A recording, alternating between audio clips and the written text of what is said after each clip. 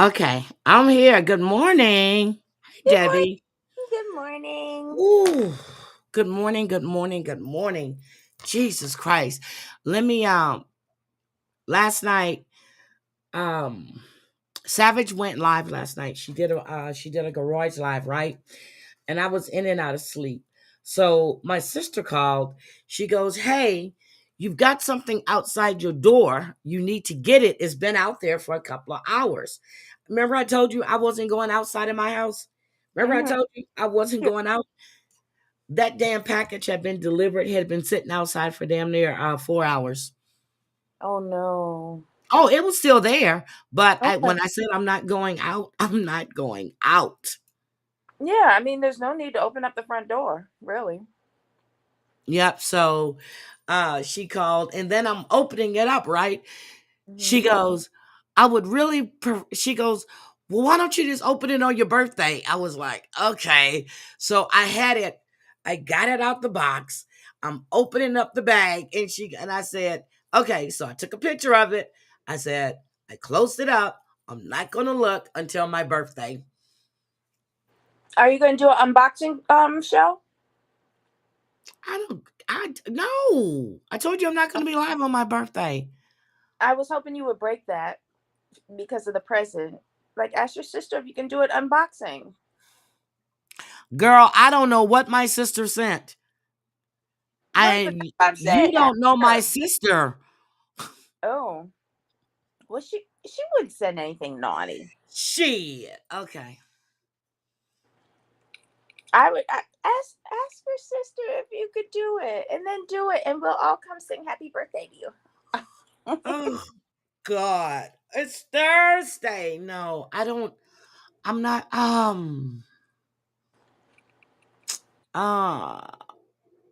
I don't know. No, I'm not going to I had no plans on being live on Thursday. Okay. What? What do y'all say in the chat? Let me actually log in and go to the chat. Why are you logging in? I mean on my TV because I was watching news when I said, I said I wasn't gonna watch news no more, and yet the weekends I watch news. Girl, yesterday was a shit show. Where? What happened? What I miss? So supposedly this lady, well, no, the lady flew. Supposedly this lady flew into Philadelphia to get Lisa to take her to rehab in California, but Lisa had no ID. Listen to this. Now you can fly without an ID, but you need like your birth certificate. You're gonna need to have all these forms of identification because they're gonna have to be able to verify you, right? Now Mhm. she's hi Jane Creek, hi Party Rock. She has begged people for an ID since August, saying she had the ID. Well, way before then, because she was supposed to be taking a Greyhound. Mhm. Then um they were gonna set up, they were as you know, they were gonna set up an account for her that only the director at the facility Mhm. was going to be able to get to. But she was going to a rehab in California, and woman got her this insurance. But listen, she got her this insurance, but they needed her social security information and her ID. So so it can start. I'm like, wait a minute. She had state insurance. Girl, people were in there. Oh, Lisa, we love you. Oh, Lisa, we've got faith in you. I said, are you dumb bitches stupid? Lisa is not going to rehab. Guess what Um, Lisa was doing last night? begging. Ha ha. Well, that's the only answer I have, to be honest. Begging. Was she wandering down under the that bridge? Back and forth begging. She was standing by the bridge, girl. She was standing under the bridge. And hold on, I have it. Oh my God. Oh my goodness. So look, let me hold on. I'm gonna play it. I'm gonna grab it. Hold on. Mickey Good Mouse. morning, everyone in the chat. Good Morning, morning. morning. I was so, disappointed. Hmm. I was so disappointed that these people are sitting there and they're thinking this woman is actually going to rehab. When I was listening to, her name is Red something Queen, when I heard that Lisa hasn't been in contact since she dropped off the panel, I said, well, that bitch ain't going to rehab. What don't you guys get? She's not going. She doesn't want rehab. Yeah, and She even if wants your she did money. went, Huh? but even if she did go in the frame of mind that she's in, I don't think She that would it leave. would. Yeah, it wouldn't take. She's not Okay. ready. So this is what she did last night. After all of that, all of Mhm. these people, that they were getting her a ride to the airport. The woman's allegedly, well, she was in the Philadelphia airport. I don't know if that's the only reason she flew in, but then she had a problem getting a rent a car. All of these people, here she goes. That's what she wants for entertainment for her fucking bullshit. That's what she wants for entertainment for That's a her fucking bridge. bullshit. This is credit to Kai. Done. If anybody can help, I'm up at the store. Um, L Richard 5. All I have is chime, guys. All I have is the chime. If you don't have chime, it takes 2 minutes to download it, I'd appreciate it if somebody could please help me. It takes 2 minutes, guys. It's been a fucking rough You day, got to man. download Chime to help her. Yep. It's been a rough day. And I just need help on. It's been a rough All I have day. is time. I was just gonna get something to eat, but the person didn't send like they were supposed to. Okay. And it's always someone else's fault. Somebody was going to send her money, but then she walked up to the store and they didn't send her the money. So now it's everybody else's fault that Lisa doesn't have money to eat. Like her family is starving her. Okay. No, they're not. And if you pay attention, even though she's in the dark, you can see her fingers are black from soot, from smoking crack. She doesn't want help. She got money. The person sent money for her to get her ID a week ago. Well, she used it for crack. She doesn't want help. Why don't people get used to that idea? This girl is going to end with her in prison or her in the morgue. Okay? So here we go. She doesn't want help. Because I always got to come on and embarrass myself. Why Hi, would Fronta. I ever be able to get $20 without embarrassing myself, right? Lisa Yeah, the Richard on audacity of TikTok. you. She's a Stop it. crackhead. Don't not start with me. I'm not in the mood at all. And all I have is chime, guys. L Richard with the 5 at the end. And all right, they're going off. They're going off. I need something to eat. Today is Groundhog Day. Oh, God. You got a lot of nerve, bitch. You got a lot of fucking nerve. Listen to her. Got a lot of nerve. The audacity. So, if anybody could please help, I only got, what do I have? 32. It's 8:32. Whatever that is. 28 minutes or something like that. I don't know. Always. Well, hi, Colleen with the K. Hi, baby. She always. And if you don't people have to feel time, sorry for her. you can just download it. It takes 2 minutes to download it. That's literally their motto. 2 minutes to download. She wants you to download an app to give her money. And I would really appreciate somebody if they could do that for me. I would really appreciate you. Because I am so just, Ugh. I'm supposed to fucking be here. Oh. There she is. Unbelievable. All of that shit yesterday. You are not ready to go. Try to get fucking help. Mom, And she, her dad was going to get I her to really the hope airport. Then her before I dad get off wasn't this going to live take her. stream that that is there or else. If your family is so concerned that you are strung out on crack, they would move heaven and earth to get your ID, to get you to get to the airport. You're telling everybody that you don't have a way to meet her at the airport. And the reason the lady couldn't come to your home is because her mom and dad were embarrassed of their house. Let But me ask a question. When you yes, go to get, when you go and get the substitute drug to help you wean off of um, yep, heroin, she's on methadone. right? That. Don't you have to produce ID to show that this is your particular dose you're getting, and they can track it? Well, she has an expired ID. According to her, she doesn't need it to go to the methadone clinic, and she's on a high dosage. Look, Colleen said, "Oh my God, yes, it's downloaded, and it's going to take you less than 2 minutes to send her your hard earned money." You know, so this is her, and I'm telling you, when I saw this last night, I was so pissed. Because you did it to yourself. Because you did it to yourself. Yep, she did it to herself. Always want people to feel Still need sorry to for her. grab She off went my live again fucking this back. morning. I didn't even check it. That's all it was. Bro. Flowers.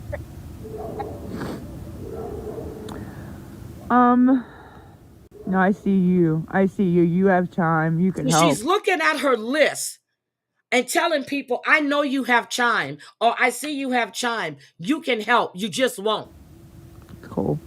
It's all cool, man. It's all cool. It's all cool. You know what, too? I gotta get them off as a fucking mod. I forgot about that. Give me 1 second. So this is Lisa. Anyway, I'm not going to play any more of her. The whole thing is that this girl has had eight umpteen opportunities. Now, Tech is someone who lives not too far from Lisa. And excuse me, Lisa has her number. Mm-hmm. Tech went on this panel. She goes, I'm telling you, if Lisa was ready to go to rehab, she would have called me and I would have taken her. They're telling Tech, you're just jealous because you're not the one that got her in rehab. No, baby. Tech knows Lisa. She told them flat out, Lisa's not going to rehab. What did Lisa not do? Didn't go to rehab. But they're sitting there raising money for this woman or getting her to open up another. I think it all was a whole fucking cash grab myself. Lisa had no intention of going, no intentions of going to rehab. Is the Chime account new? The Chime account is, she had the Chime account under her her dead boyfriend's name. Then they got that shut down. So then she had her mom recently to open up a Chime account under her name for her. Okay, so I feel like her and the rest of the minions got together and concocted this scheme. I don't think there's any woman like trying to fly her anywhere or anything like that. I think because it sounds so No, cockamamie. the lady was in the Philadelphia International Airport. She showed us. Uh huh. Yeah, that woman wasted her time. Well, she's a recovering addict herself. And they just knew. I'm getting my coffee. They Mhm. just knew that Lisa was going to rehab. Interesting. All right, Debbie. Let's get on to, oh, God. Diddy, but I need to say hi to the chat. Hold on. Okay. I'm getting my coffee, guys. I'm coming. It's been a hell of a morning. And I keep looking at this present and I really want to open it.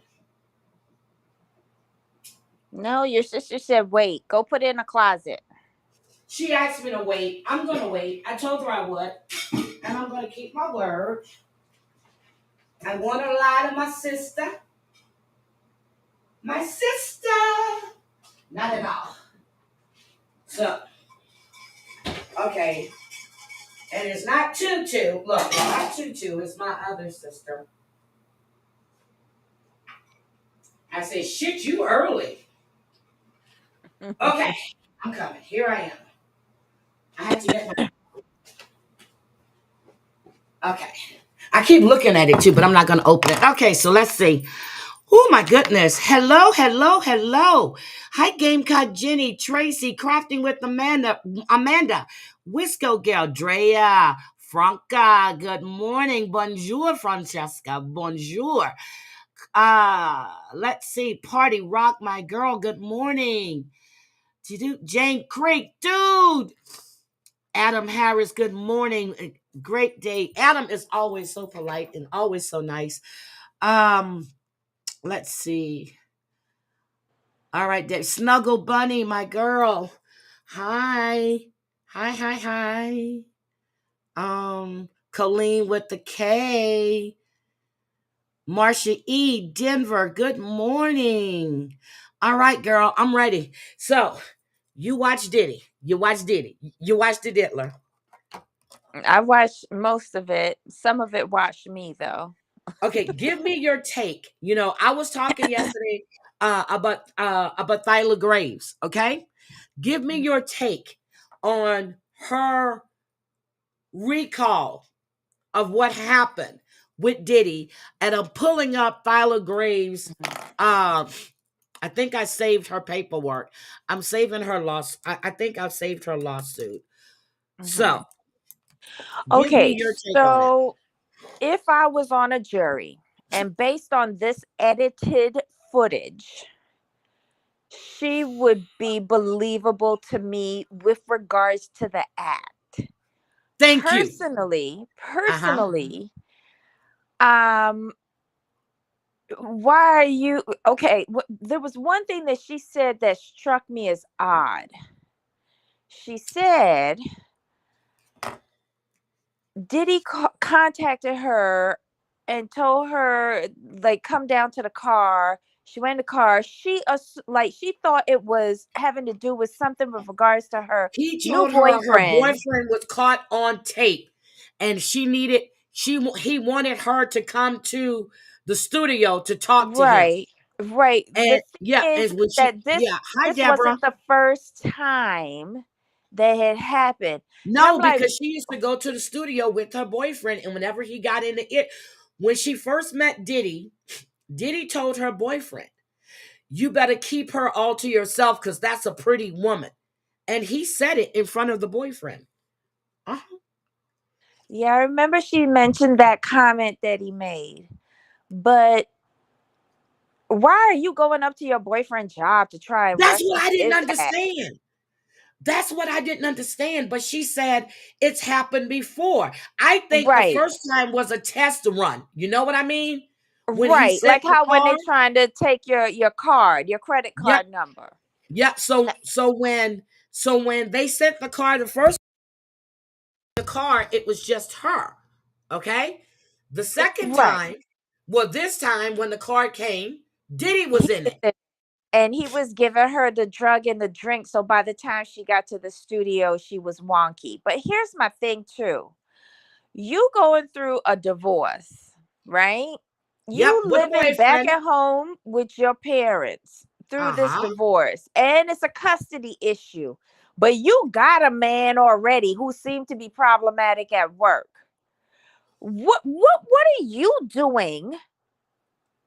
Like, are you working? Because if you had a job to try and support your kid and claim custody and get out of your divorce, right? And get out Hmm. of your parents' house, how Yep. come your ass ain't at work worrying about your job? And why are you so focused on a boyfriend when you ain't even finished your last relationship? These are all personal judgments of mine. But like I said, if I was on a jury and based on the edited footage that they gave us in this show of her testimony and recall of the incident, he Yep. would be guilty Yep. because That's the I lady on believed the pool her. table. Yeah, I told you, I yeah, believed her. I yeah. believe everything in me says he did that shit. He did Yep, it. and the call afterwards when Yep. The she went threats. home and she bathed, she didn't go like some guy took her to the hospital, Elmer's hospital. Yep. But she didn't want to. She just wanted to go home, and she spent hours washing off everything. Um, I was like, okay, And I she get always used to that. go up to Bad Boy Records, she said, to visit her boyfriend because he wanted to climb the ladder. So it was nothing new for her to be there. And when she met Combs, you know, he was Wait, telling her, yep, he wanted to climb the ladder, so he thought it was. Wait, he wanted to climb the ladder, so she thought it was okay to just show up at his fucking job all the time? Like, that doesn't make but sense. he would bring her there or they would have lunch. See, Debbie, And that's what that I think. doesn't make sense to me either because I'm not part of your job and it looks bad that you always got your boo thing there. Sorry. And I would wonder why he would want me there because, like, the music Knowing the way industry back Sean then. Combs is, I think he was using her to flaunt in front of him. Because if he's an executive at that job and you knew the kind of man this was, because everybody else seems to know, why would you bring that woman around Sean Combs? Why? To I got impress her? To show her I got off? the feeling she said it herself. The boyfriend said he wanted to climb the ladder. Yep. Puff said, "Don't bring her around here. She cute." Yep. And he did So then tell him that. he said that in front of the girl. Yep. So then he went to the guy when she rounded the corner or left the next day. He said, "You want to get advanced up here? I want her." He probably did. And that is why her boyfriend gave that statement on the black screen afterwards that he ain't had nothing to do with that. He don't know nothing about her, blah, blah, blah, blah, blah. Because he know what he did. Yep.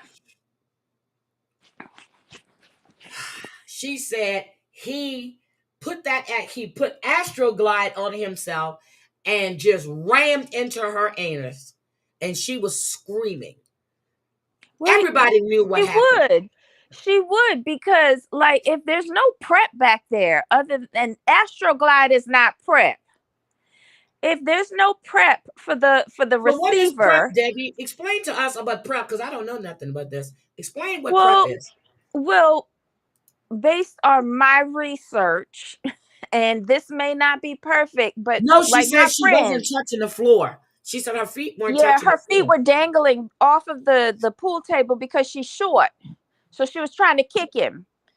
But like my friends told me, like, seriously, you've got to not only the penetrator has to lube up, but the receiver has to lube up too.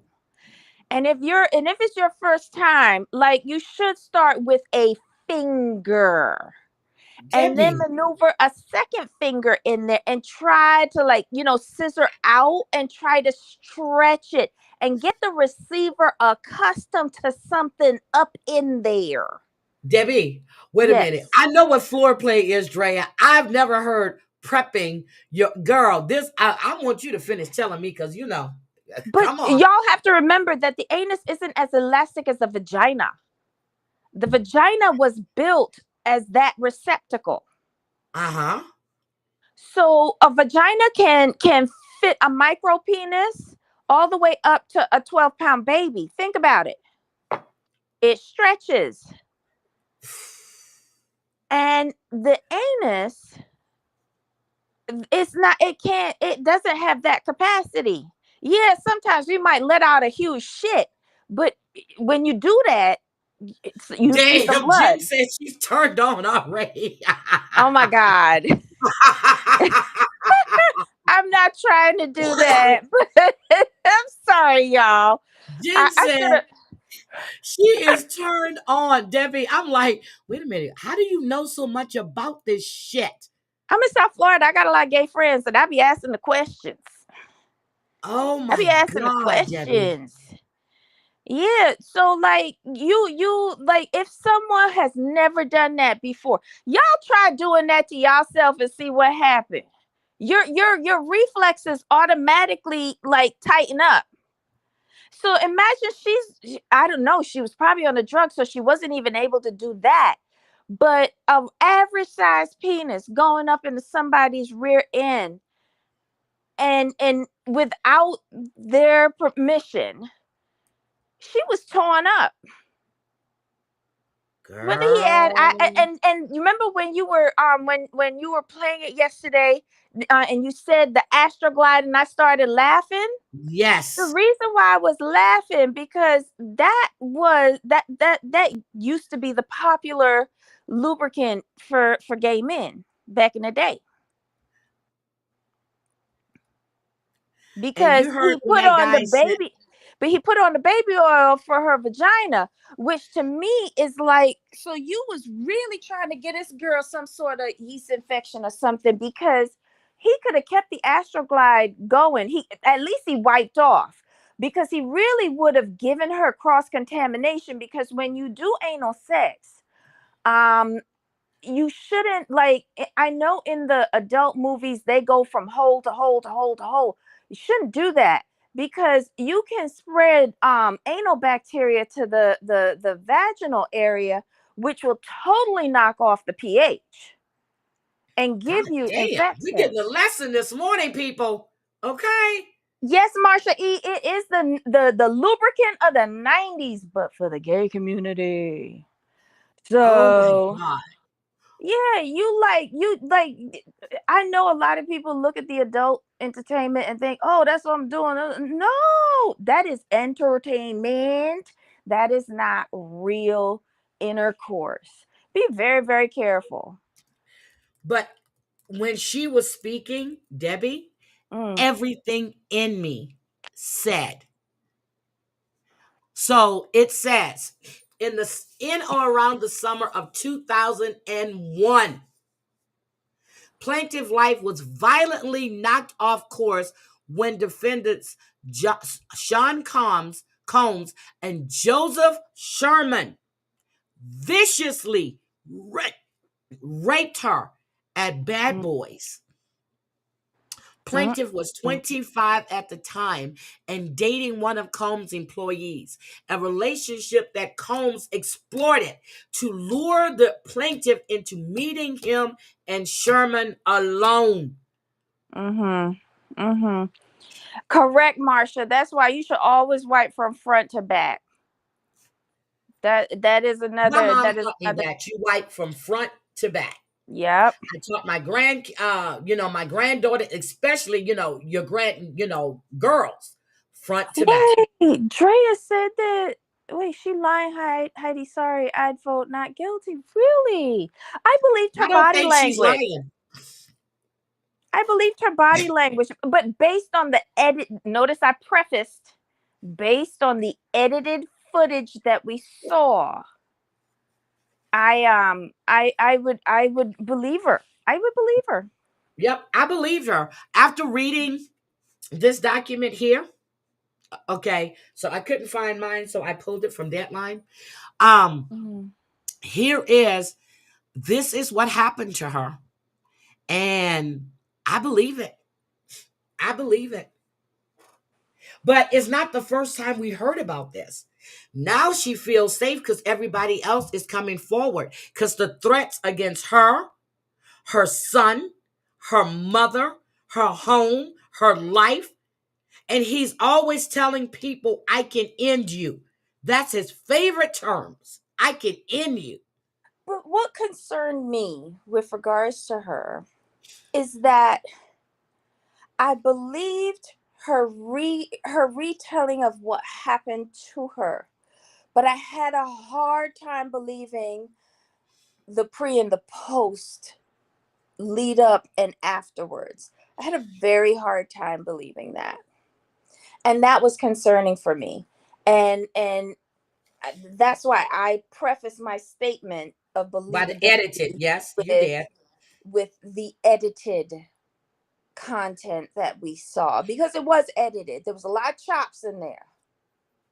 There's a lot of like snipping and cutting. And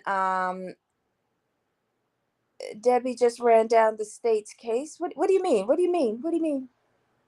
You just ran down the state's case for them. I did. No, no, I'm not a part of this. No. Wait, what? I don't know. I feel bad for her. I feel something did happen to her. Um, that should not have happened to anybody at all. But yeah, I would like to see like her on the docket, like,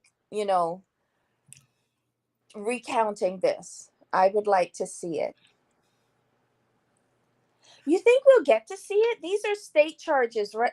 Wait, do These they are allow federal. Well, cameras? he's being sued by her, but his Mhm. charges are federal. And trust and believe me, she has testified in front of that grand jury. If nobody didn't see Philip Payne, I showed you who he looked like. You heard some of his stuff. If nothing else, Philip Payne, Roger Bonds, and Lil Rod buried his ass, and his childhood friend buried him, and Mm. his mother Janice. My reflexes automatically want to poop. When now? No, she's talking about if you put the finger. Oh my God, Jen. No, what your reflexes will Thank you. automatically do, it will tighten up the sphincter. It will tighten it up and try to expel what is going down one-way traffic, essentially. Yes, Big G knows her. Big G, the security former security Yes, guy. Oh yes. wow. Roger Bond, who worked for him for what?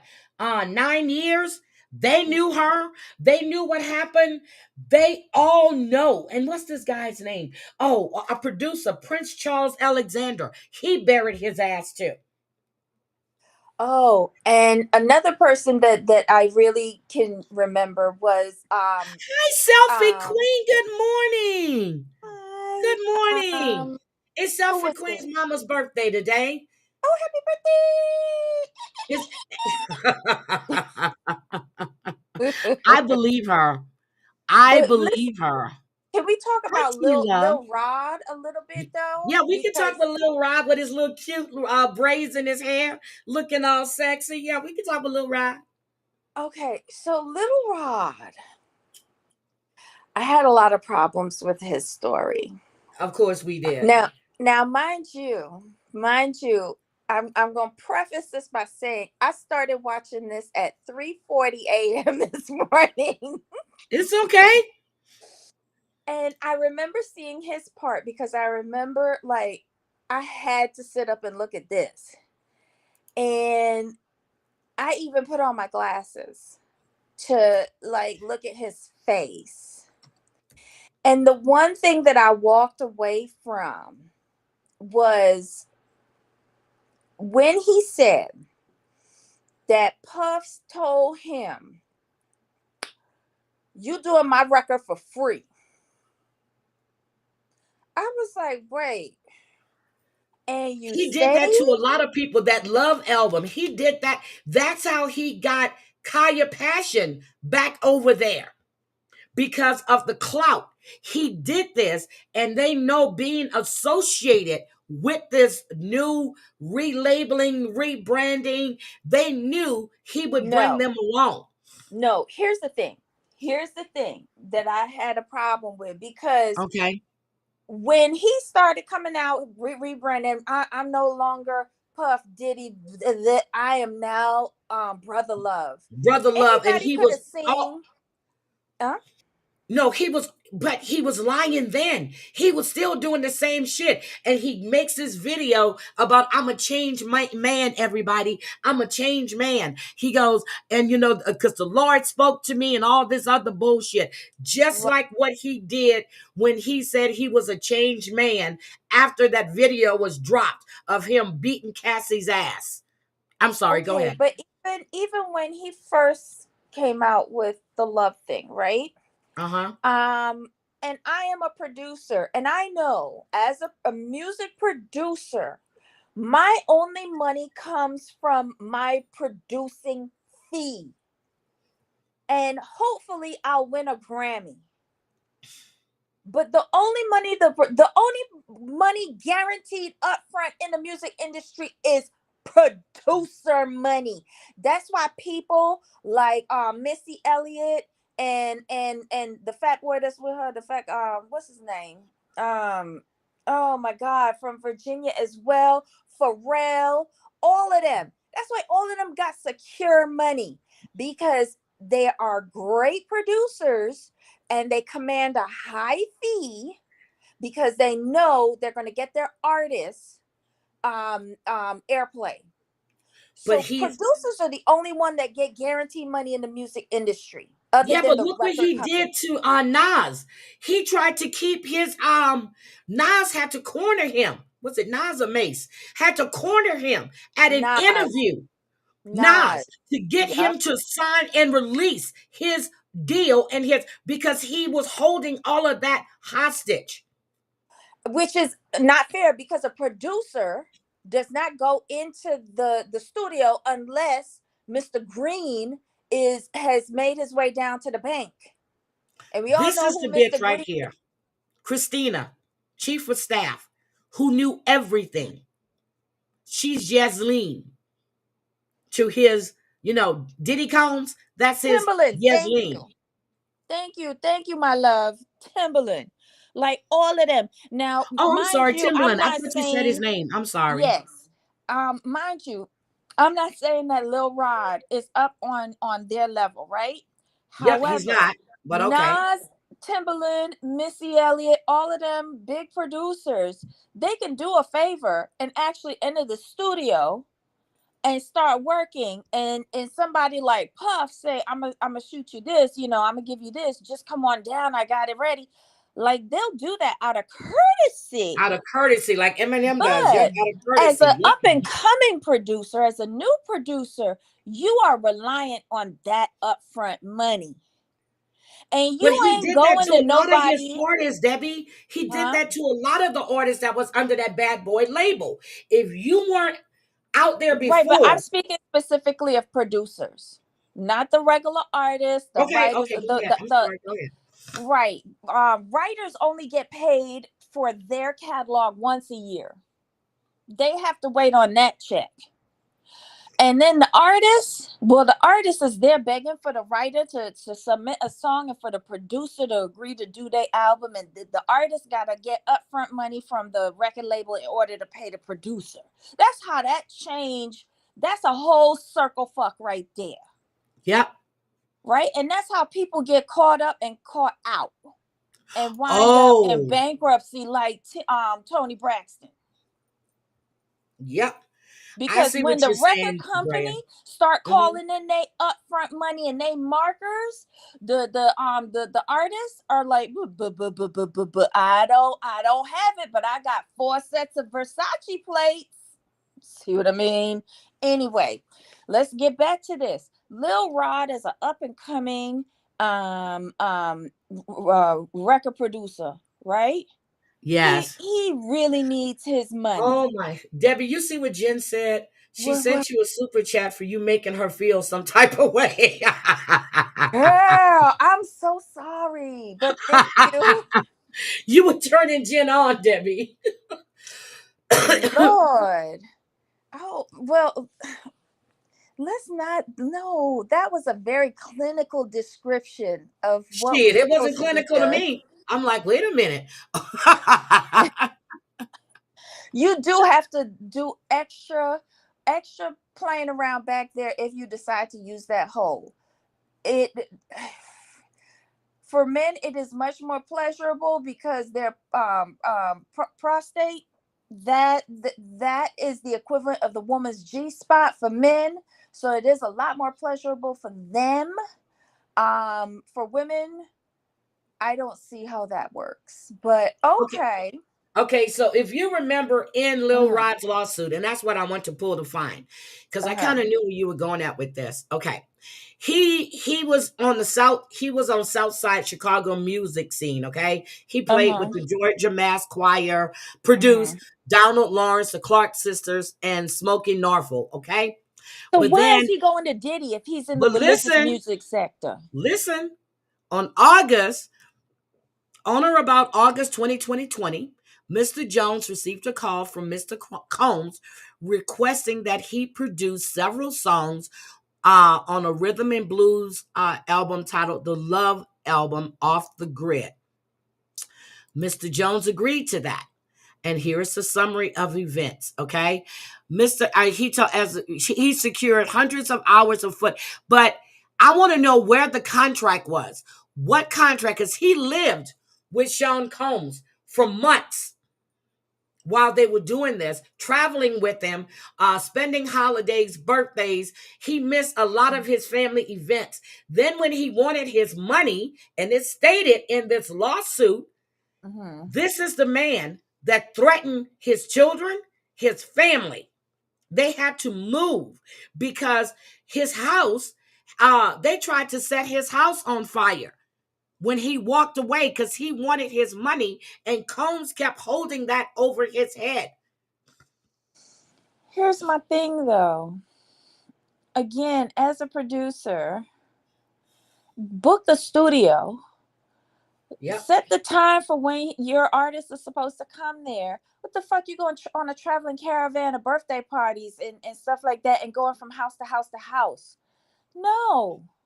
He asked you to produce whatever tracks he wanted you to produce. Agree to the terms, get a contract, get it in writing, say this is what your fees are, this is the time period you have for him. He let Diddy run the show. Yeah, And you it's as a easy for us to say producer, that. Okay, it's easy for us to say that as laymen, okay? no, it But is, but working with Sean Combs was considered, hey, I'm with Diddy. I'm with this. He's going to open all these doors. Look at not all really. of these people Not he's really. taken advantage of. No, not really. Think about it. Okay. When was the last time Bad Boy ever brought out a new artist and new music that we was all bopping, bopping, bopping to? Not since the 90s. That was the Bad Boy era. And let's call a thing a thing. I hate to say this. He was Puff, feared. Hmm. Puff was Puff was a wannabe artist, but he was actually the producer that Yep, was he had no getting all talent. dressed up and getting in the music videos Yep, I and never did bopping and like that chucking man. and Ever. jiving, and it was never really a real artist. The one time that he came close was in that tribute to Biggie, and even then he failed because he stole the track from the Yep. Police song, and to Yes, this he did. day he's Every paying step we take. Sting like Sting. $2,000 a And day why do or a you think month. he's paying Sting money? Why do you think, what is it, 2,000 a day? I think it was Yeah, 2,000 a he's day. still He has paying to that pay shit. Sting.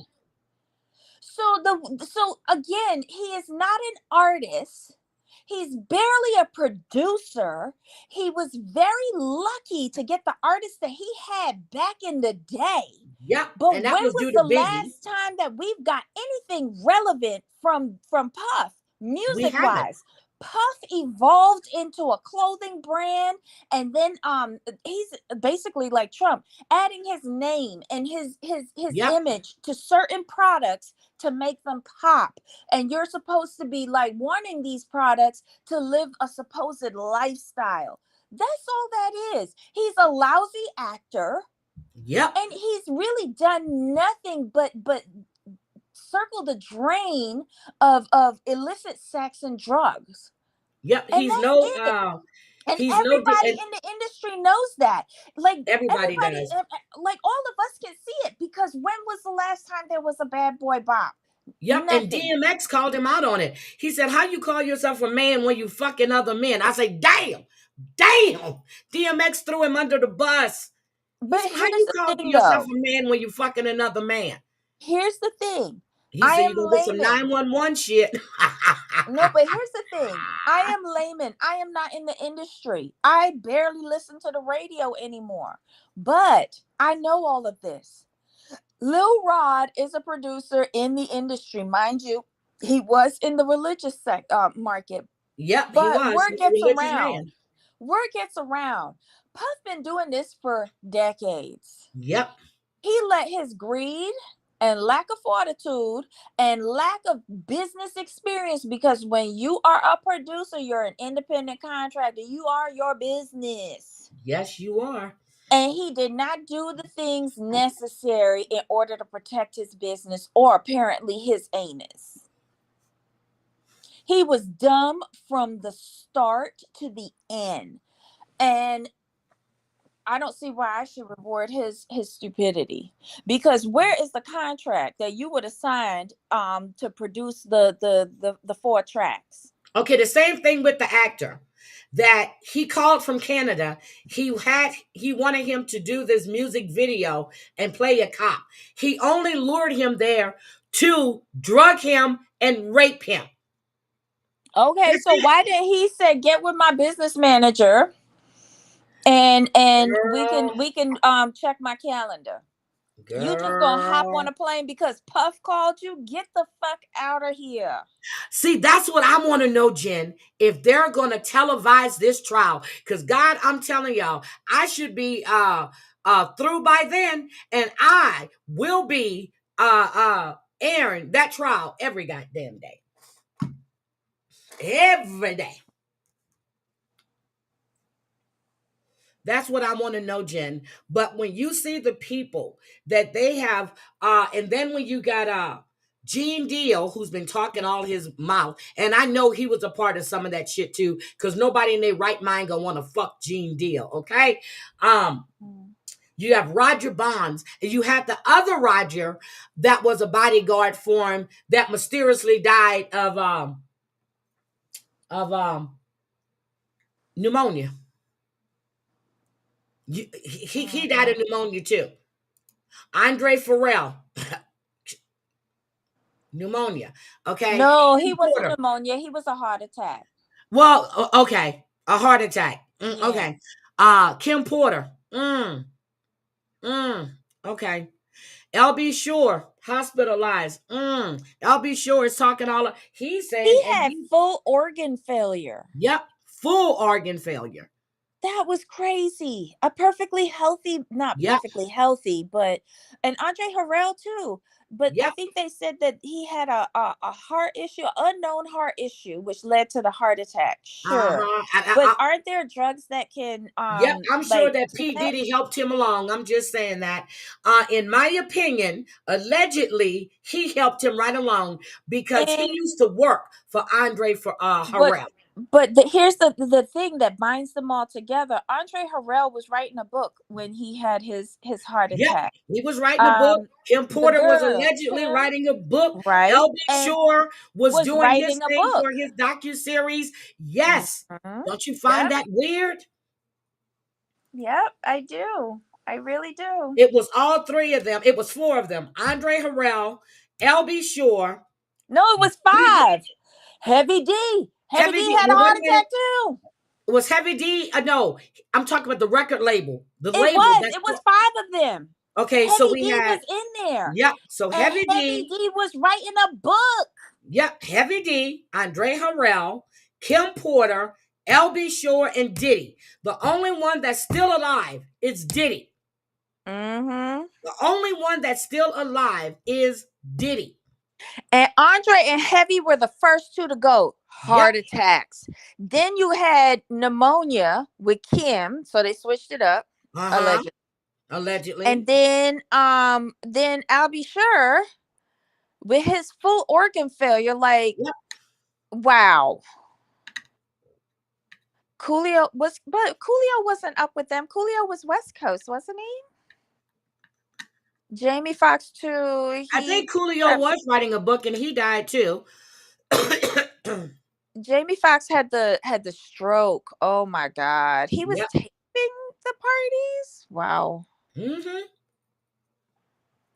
Mm-mm. So we see, and you wonder why 4 judges, or was it 3? Whatever. 3 judges, 4 judges denied him bail because he was a danger and a detriment to society. He was reaching out. This one person he called 50 something times in one day. Yeah, she was part of a girl group. Yep. And her husband used to work with Bad Boy or something like that, or was a producer or something like that.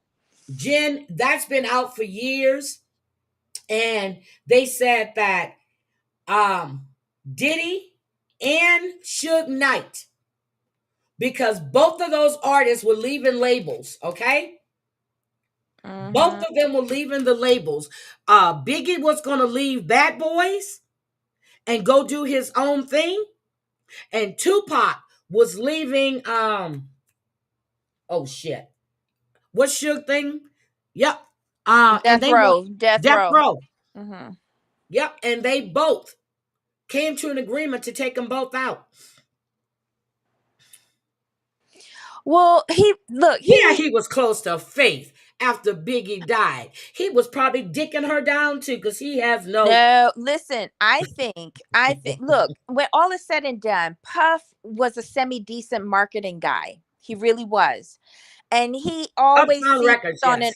he always seized on a really good opportunity. So what better way to push himself forward Mm-hmm. than to market to profit off of his supposed friend's death, and also saying he's taking care of his family, his mom, his son, his wife, blah blah, even though he was still pushing Lil Kim up on Biggie, knowing that full well Biggie was married to Faith and had a kid. But And I Faith digress. knew he, I mean, not Faith, Lil Kim knew he was married. Yes, she Okay? did. She did, but Puff was making his artist happy. Yeah, but everybody forgot about his oldest daughter. The one Mm. he had, Biggie's oldest daughter. They forgot about her. Well, you see, she wasn't marketable because it didn't fit the nuclear family that they was trying to project post death, right? So it Thank was you. Faith, his legal wife, and the child that they had together that Yep. looked so much like him, So much like right? Biggie. Yep. He didn't give Miss Watt, he didn't give Biggie's mom nothing. Thank you, Drea. Didn't give her shit. He was riding on Biggie's coattails even after the man died. That's But why he all of that sold was to promote him. promote himself. Yep. Because again, you have the actual artist with the talent, Faith, who was singing the song, Yep. or the catchy part, the hook that gives you the earworm that makes you like the song. Because it's the music industry is so sickening.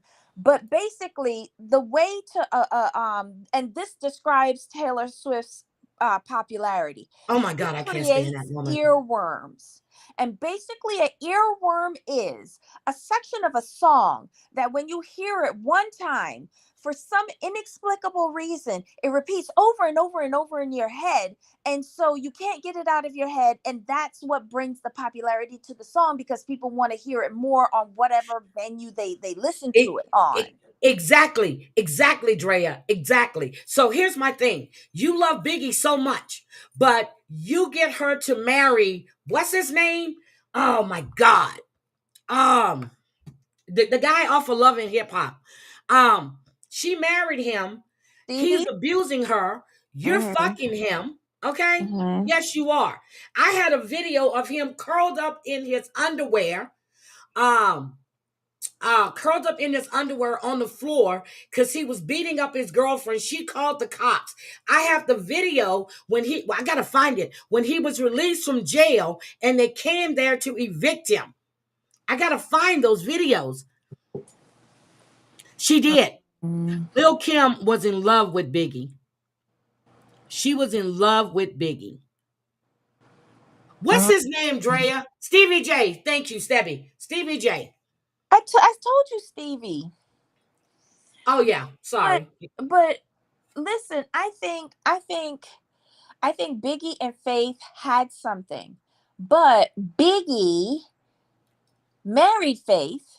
Yep, But he was of that mindset. You have the wife, the type of woman that you marry, but then there's the type of woman that you fuck. yep. And Lil Kim was And the he woman was you sowing fucked. his seeds. He is coming Yep. to this wealth, and he was in this industry, and there was all sorts of puss laid out for him. So he was gonna sample at the buffet. But I Drea, think did you? I'm I sorry, think Drea. Did you yeah. see the video with him on the ground crying when she was in his underwear, curled up on the floor in the bedroom when she called? Not Jocelyn, the other woman he was just with. When she called the police. Hold on a second. Let me look at my email because I know I sent it to myself. Hold on a second. He was crying. I Mhm. had a knife, talking about he was going to commit suicide. Oh, the Mhm. video. Stevie, let me see. Stevie J. Hold on. But Um, what I think about Faith, I think y'all are correct in the chat. I think Kim loved Biggie more than Faith did at that time, because Faith had lost her respect for a man that was continuously cheating on her. And he was never going to get that back. And I feel like they were going to divorce. God damn. God damn. I can't find it. I can't find it, but I'm gonna find it. Trust me. I sent that video to myself. It was on X. He was on the floor and it was on IG. On the floor with a knife. Yep, Mm, they made her get an abortion. And then you have all of these men. You have what's his name? Jay-Z. They were all passing around these young girls. Sean, Jay-Z, all of them passing around these young girls because in the name of music. Yep. This shit is crazy. So what mm. else stood out to you, Debbie? I think those were the three. I think those were the only two things that really caught my attention. I just Lil Rod, bad business choices. And it doesn't make me feel sorry for you or your booty hole. Sorry. I Uh, think he married Faith because she was church going. Her mama was always but yeah, because they married within a week. She came out of nowhere. Nobody knew who the fuck she was. he married her because she was bright skinned. She was light skinned. Yes, he did. She was the type of woman that he could marry. And then he went and just fucked around with everybody else. He But ready to marry? No. no, but what I thought was funny, I still remember that joke that Nathan told me when he was little. We were in Virginia Beach, and it was after Tupac died. Nathan asked me, "What did Tupac and Biggie have in common?" I said, "I don't know, music." He said they both had faith. Girl, I was weak. That was the rumor though. Oh, Because from what I understood, this that is the wasn't a rumor, rumor. That wasn't a that rumor. he was busy with Kim, so she went and got busy with Tupac, Yeah, because what they were Tupac? supposed to Yep, be it's Tupac, not Tupac. whatever. Tupac. When he came out with "Hit Me Up," hi Savage, Savage. I hung out. I fell asleep for a bit. Then I had a call. Came back in. I was there for a couple of hours. I think I passed out around 1 o'clock my time, but I still had you going. I still had the live up.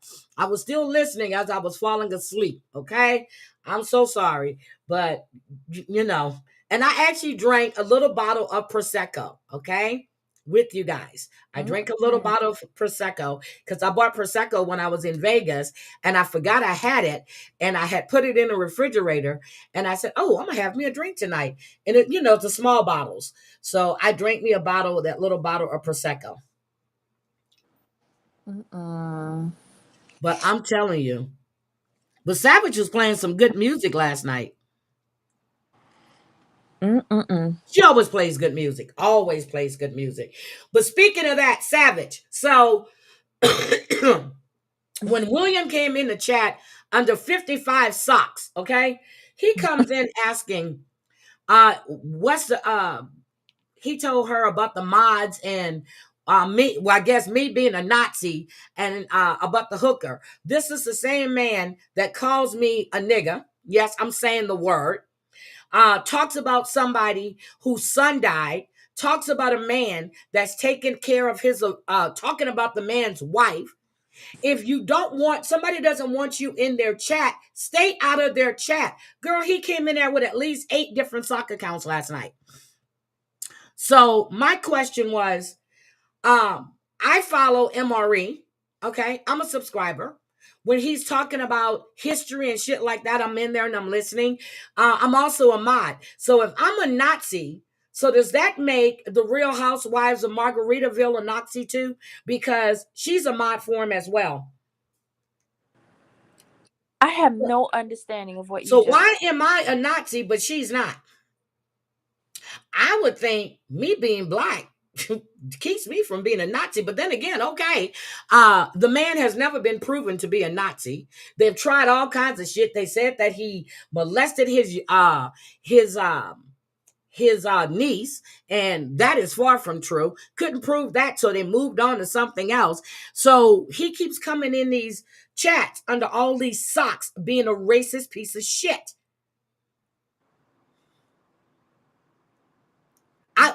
I'm telling you, I blocked because when I saw that Apple Jacks one come in, I knew it was him. I blocked it.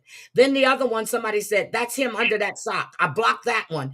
I'm like, God damn, how many socks does he have? But why do you keep coming in chats where you're not wanted and you're not welcome? No one wants you in there. Why do it? Because he Why do it? better to do. It doesn't matter if he's drunk. It doesn't matter if he's drunk. That's not an excuse.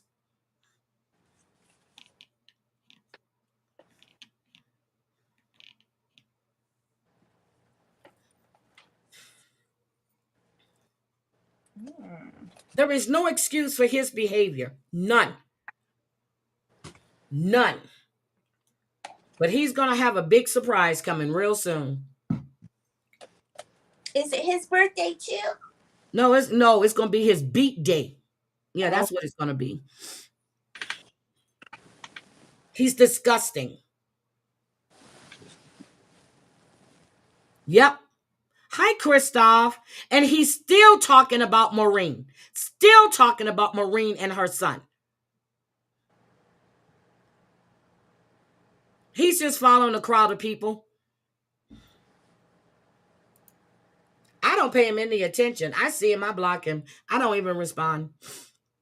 Because he's a little limp dick bitch. No dick bitch. He has no dick. Any man that goes on the internet because people were making fun of you because you went to the bathroom and peed, you have a small dick. You call yourself getting yourself ready and making a video, and it's no bigger than what it was when you went to pee. Get the fuck out of here. He's disgusting. He's disgusting. And you're talking about this man's disabled wife.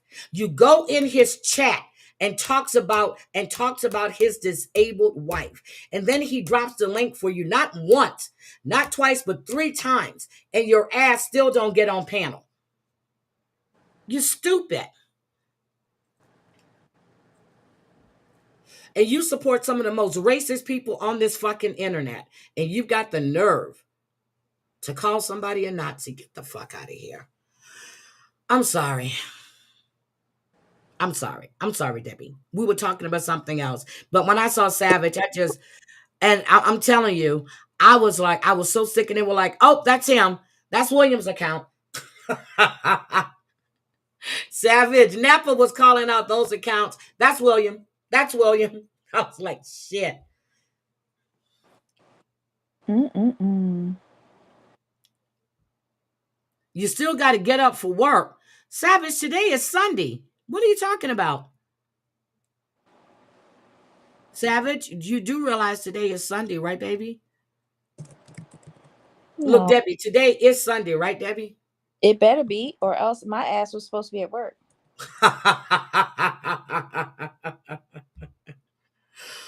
Who did that? Who did what? What about Trump? What did Trump do now? I'm telling y'all, but she did a gut live last night. It was fun. It was fun. I'm just like, oh God. But okay, what did you think about Prince? So what's his name? Prince Alexander. His name was what? Prince Charles Alexander, who's another producer. I don't Did you see? remember him from this particular documentary. I remember him Uh-huh. from the Peacock one, and I felt Oh, like okay. he was paid. I felt like he was paid. So Savage, guess what? My birthday is Thursday. It's the 5th or the 7th. Look, Savage, my birthday is Thursday, okay? And today, well, let's see. T Love's birthday is today. T Love, are you still here? I saw her come in and I forgot to say happy birthday. Today is T Love's birthday. But after I watched that, Debbie, um, I started going and reviewing those lawsuits.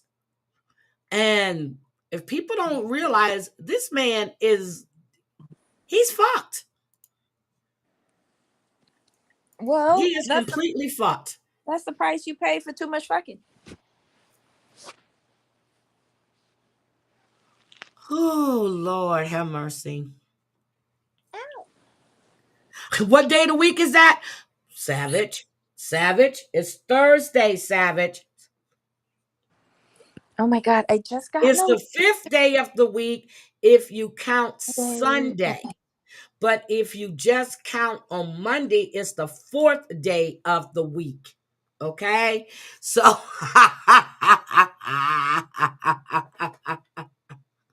oh yeah, so Trump is putting more tariffs on um China, Mexico, and Canada. So hold on, I did have that clip. Yes. But why he's only giving 10% tariffs to China and I 25? think he just raised them, Debbie. Hold on, I think he Right, but just raised China them. taking is taking them to some tribunal or something like that regarding the tariffs. Okay, let's listen. Large tariffs on goods imported from Canada, Mexico, and China. Here's ABC's Morgan Norwood with the details. The Trump administration announcing steep tariffs on imports from three of America's biggest trading partners. There could be some temporary short-term disruption, and people will understand that. The president hitting Canada and Mexico with 25% tariffs and 10% tariffs on China, blaming those countries for illegal migrants and drugs coming into the U.S. and for America's trade deficit with these Debbie, trading check the partners. private chat. They've treated us very unfairly.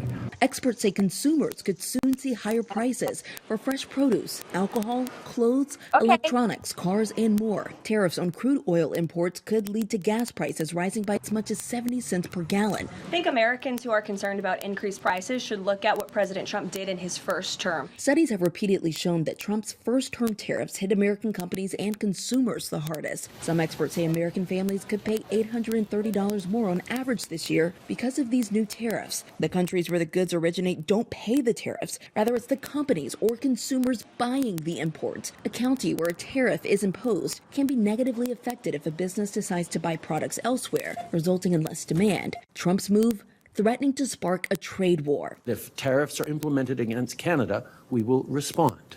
We won't relent until tariffs are removed, and of course, everything is on the table. Mexico's president saying her country has a plan A, plan B, and plan C to respond to whatever the United States government does.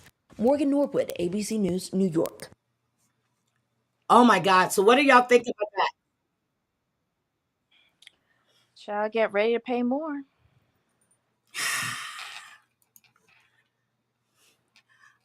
Everybody is acting surprised. And they do have and they have some new details in that Philadelphia plane crash too. So let me see what they had to say about that. Supply and demand. That's my feel. Look, supply. Everything's going to go up. So we've been reanalyzing everything that we purchase.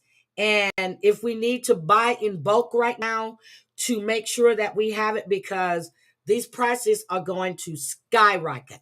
But then we can't really buy a lot of stuff in bulk because of the field that we're in. So there we go again. It lit that whole shit up. But now at 11, new details about that deadly medical jet crash in Northeast Philadelphia. Investigators are combing through the burned cars and damaged homes for clues while neighbors try to fully process exactly what happened last night. The latest on the investigation into what caused that aircraft to go down just moments after takeoff.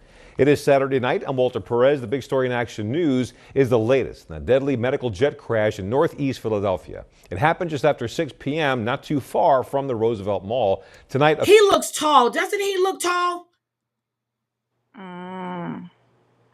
He looks like he played basketball or something. He looks tall to me. I like the suit. I like the fit.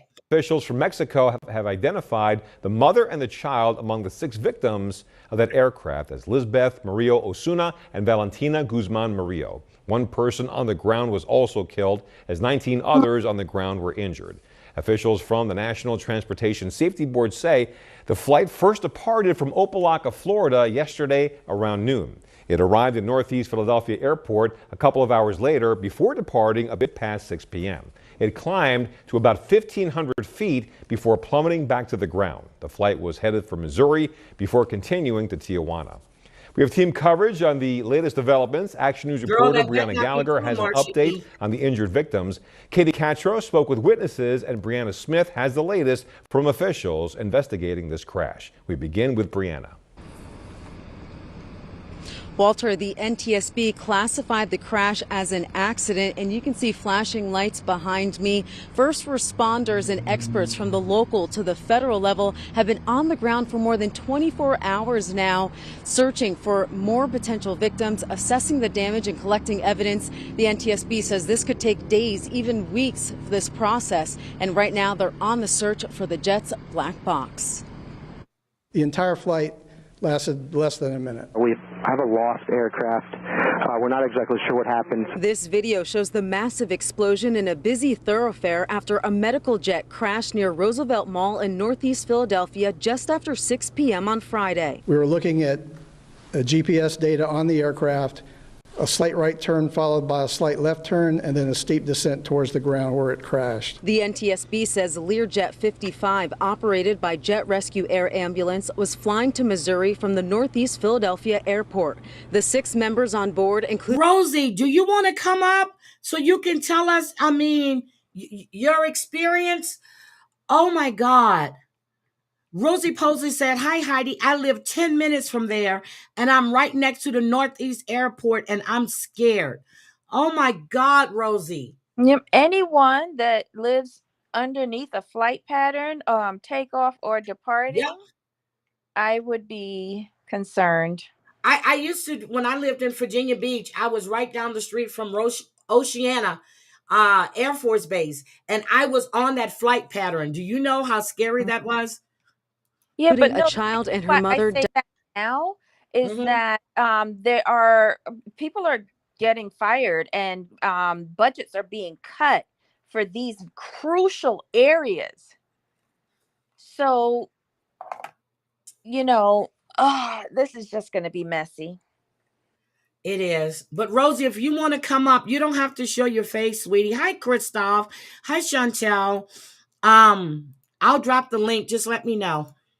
Died. They've been identified as Lisbeth Murillo Osuna and Valentina Guzman Murillo. Shriners Children's Philadelphia says the child received treatment and was headed home to Mexico. We mourn their loss, and they are in our thoughts and in our prayers. Mayor Sherelle Parker says at least one person in a vehicle was killed and 19 others injured, but that number could increase as the investigation continues. The city is working around the clock to keep people safe, to understand what happened, and to be there for those who are impacted. As the sun rose on Saturday, this is what the road looked like from Chopper 6. A huge crater, charred cars, and 5 scorched homes with debris spanning nearly 6 blocks. The NTSB says now they're desperately searching for the cockpit voice recorder. Hopefully, once we can find it, that's the biggest question right now. We can take that back to our lab and evaluate it. I encourage everyone to stay out of the accident site. It's very dangerous. Yeah, and that black box is an important part of the investigation. So if you see debris, do not touch it. Instead, call the NTSB or 911. Also contact 911 if you know someone who is missing. Now, as for the investigation, we expect to learn more details from city officials late tomorrow morning. Live in Northeast Philadelphia, Brianna Smith, Channel 6 Action News. Walter? Okay, Brianna, thank you. The Mexican consulate and jet rescue air ambulance are working closely with local and federal authorities as they work to identify all the victims from the plane crash. A few families have been trying to identify if their loved ones were in the plane. Our condolences go to the family of the patient. It's just heartbreaking. The president of Mexico, Claudia Sheinbaum, released a statement saying, quote, she mourns the passing of 6 Mexicans in the aviation accident. Action News reporter Brianna Gallagher joins us live from Northeast Philadelphia with an update on the conditions of some of the... Hold on. Isn't that refreshing that a president actually offered condolences? Yes. And left it at that? Isn't that refreshing? Now, there's an interview with a lady from Philadelphia that says that a body was left on her roof. They don't know whose body or was it from, so I'm going to play that too. And but how she knows it's from the plane? And that's what I'm saying. She said a body was on her roof. Okay, I'm gonna play it. But did you guys know that a transgender pilot was said to have been on that Black Hawk helicopter? They put that person's name out, and that woman is fully alive, and she was never on that flight. But our president and his staff said it was a transgender woman. Wow. And it was not. Jesus Christ. Oh, Rosie Posey, don't go down there. You heard what they said. Yeah, don't go down there. Let me finish playing. Bystanders injured as the medical jet crashed. Brianna. Rosie, don't go down there. Yes, Walter. Well, there's still a lot of unanswered questions here tonight in terms of fatalities and injuries. But earlier today, we spoke with the mother and father of a 10-year-old boy who is believed to be one of the very first patients who have arrived at Jefferson Torresdale Hospital last night. My baby in there. It's hard to see him like that. As a mother, what am I supposed to do? But he's good. You're pushing through. 10-year-old Andre Howard was in the car with his father and siblings when tragedy shook Northeast Philadelphia. Here, what we thought was a car crash, but then you see a fury of fire in the air, and then a bunch of debris shooting everywhere. Andre tells us he tried using nearby buildings to shield them from flying debris. My son, who's also the same name as me, Andre Howard, tells his little sister, "Get down," and he grabs her. I hear the glass shatter. I turn around. There's a piece of metal sticking out of my son's head from the plane. A Good Samaritan took the shirt off his back to help apply pressure to Andre's head. Then a Philadelphia police officer rushed them to Jefferson Torresdale Hospital, where the boy underwent emergency surgery. They pretty much told us my son wasn't supposed to make it. Jefferson also told us that they didn't do children trauma surgeries, but they did for us, which was nothing but God. Authorities say at least 7 people are dead and 19 others are injured, including Andre. Doctors initially told him that his son would never walk again, but after being transported to CHOP, Andre has made miracle strides overnight. To face death yesterday and speaking today, stepping up for his little sister like I trained him and his other brothers to do. Off of instinct, he's my hero. He's strong. He's a jokester, but he's strong. Oh, he's a superhero. He's a superhero. Oh my God. Now, his mother tells me that his team of doctors and nurses are working around the clock to keep him stable and comfortable. Meanwhile, they'll be taking things day by day and continuing to pray for little Andre's full recovery.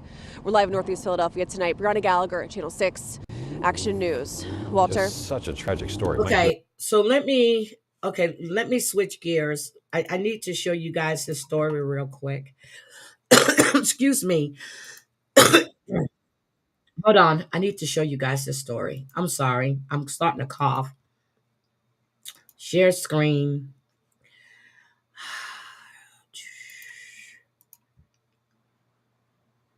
Okay. Here we go. This is from CBS Philadelphia. Starting, but there are so many other moving pieces to what's happening out there. Emergency workers have set up a shelter at Samuel Fells High School overnight to take care of anyone who may have been forced out of their homes by the crash. CBS News Philadelphia reporter Dan Snyder went to that shelter. He's live out near the scene of that crash with the story of one woman, Dan, who scrambled to escape the aftermath. Good morning. Good morning, Howard and Jan. Yeah, as you can see behind me, we are just a few blocks away from that crash site. And what you can really tell from this look, just how densely populated this area is. So many people saw and felt the impact of last night's crash. One of those women, Dolores, we spoke with her just about an hour ago. She did spend the night at that Red Cross shelter at Fells High School. She lives very, very close to where that plane went down. She tells us she was upstairs laying in bed at the time, heard a loud boom, a flash of yellow, and then everything flew off her bed. She described to us those chaotic moments, those seconds after that crash happened. Take a listen. As I came downstairs and I opened up the door, there was a piece of the airplane and at the steps on fire. So I thought the house was on fire. So I panicked, looking for my dog, and as I was panically looking for her, I fell out of steps trying to get her because she hid from me. And then when I went down to the basement, I opened up the back door. The back of the house was on fire. My neighbor's house in the back was totally engulfed in flames. Now, fortunately, Dolores and her dog were able to get out of the house safely. As we said, she did spend the night at the Red Cross shelter at Fells High School. When we spoke to her just about an hour ago, she was actually on her way back home to get her first daylight look at her home. She tells us most, if not all, of the windows in her home are blown out. But at this point, she does not think she has any fire damage. So she is going to check everything out, as many people around here are going to be doing today. Howard and Jan, back to you. You know, we've been saying all morning long that this is right next to Roosevelt Mall. However, we also need to remember that you're also right in the middle of a neighborhood. Yeah, so many people want to get back to see what is left. But again, officials are asking people to stay away from that scene at this time as the investigation continues. Stay away. Behind any street, any alleyway, any pathway you could really find that could lead to that crash site is going to be closed off as police try to cordon off as much as they can as part of this investigation. But obviously, this entire area was full of activity last night as that jet went down. One woman we spoke with says she lives very, very close to that site. She tells us all her windows were blown out during that incident. She told us about scrambling to try and find her dog, figure out what was going on, and get out of the house as quick as she could, and opening up the door to find a piece of the plane on fire in front of her steps. My neighbor put the fire out that was in front of the door, and I got out the house, and it was just a body on top of the roof, pieces on top, all, like fire of the airplane all on the ground and stuff. It was very, very terrifying. Like I'm very scared right now. When I got there on the scene, besides the sounds of first responders, it was eerily quiet. No folks were walking, businesses were shuttered, cars were charred. It was a really difficult scene. State Representative Jared Solomon, who you heard from there, he grew up in the neighborhood. He represents this out on area, report, and he girl. echoed what we've heard from many people here, that this was just something that was completely unimaginable to them. A plane going down in their neighborhood, never even considered that possibility. He says this is now a time for the community to come together and lend a hand where you can. We'll send it back to you. It's certainly not something that you would expect to happen if you're sitting on your couch or driving down the road there. Dan, thank you very much to you and your photographer, Casey Kuhn. And stay with CBS News Philadelphia as we bring you the latest developments on this. So, what do you think, Debbie? She said there was a body on the roof. How she know? She was busy chasing her dog falling down the stairs. We're Well, burning. they had to get, okay. They had to, she had to know because they had to go up there and get it. Right, but the way how she phrased it, I was just like, what is going on? And how many people did she talk to? I don't know. I wouldn't have, for just resale value of my house alone, I would not have relayed that there was a dead body on top of my roof. Period. Girl, look, so let me show you this. I got sent this, and they're talking about Elon Musk in the chat, right? And how he's getting access to your social security numbers. So hold on, let me show you this. Okay. Huh? No, but I was just wanting to go back to that lady's comment. Okay, go ahead. Secondly, out of respect for the family of the body that was on her roof, I would have not said that on TV. Exactly. I would. Okay. I don't know if I can say that because if you know what, I get it. I get it. But she didn't say if it was male or female. She probably don't know. But just now each and every one of the family members are like, was my family member on some chick's roof? Yep. You're right about that. Whoo, Lord. So let's listen to what Elon Musk is up to. Means, but I think this may end up being a very big deal. Today, the Post broke news that the highest-ranking career official at Treasury, a man named David Liebrick, is leaving the U.S. government, quote, after a clash with allies of billionaire Elon Musk over access to sensitive payment systems.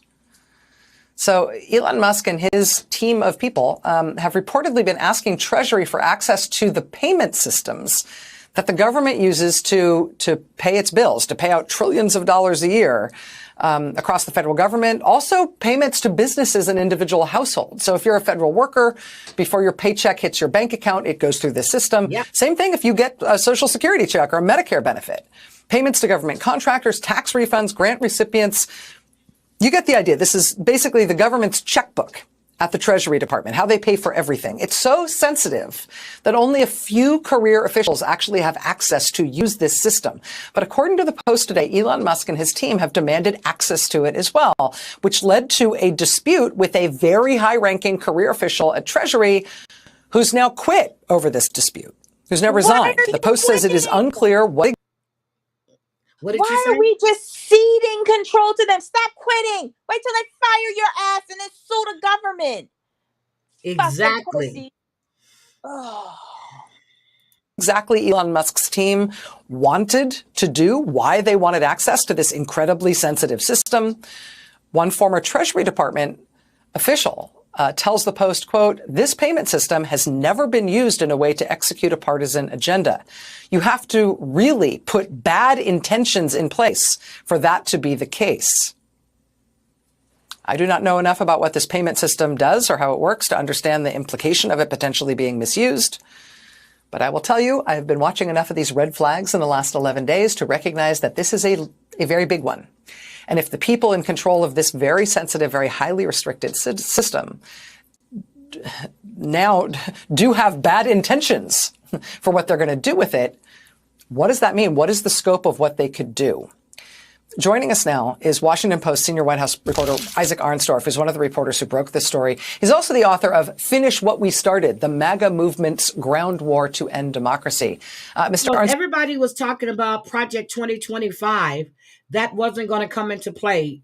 You remember that, right? Mm-hmm. Okay. And what are we seeing coming into play? In the first 11 days, every single one is on the Project 25. Thank you. Everybody kept saying, no, he had nothing to do with that. Every single thing that was said just about in Project 2025 is now coming into fruition. Okay. Thanks very much for being here. I know it's a really, really busy night. Let me start by asking you what kind of information, what kind of system this is, this payment system. Well, what you said is exactly right, Rachel. This is the checkbook. This is how the government's bills get paid.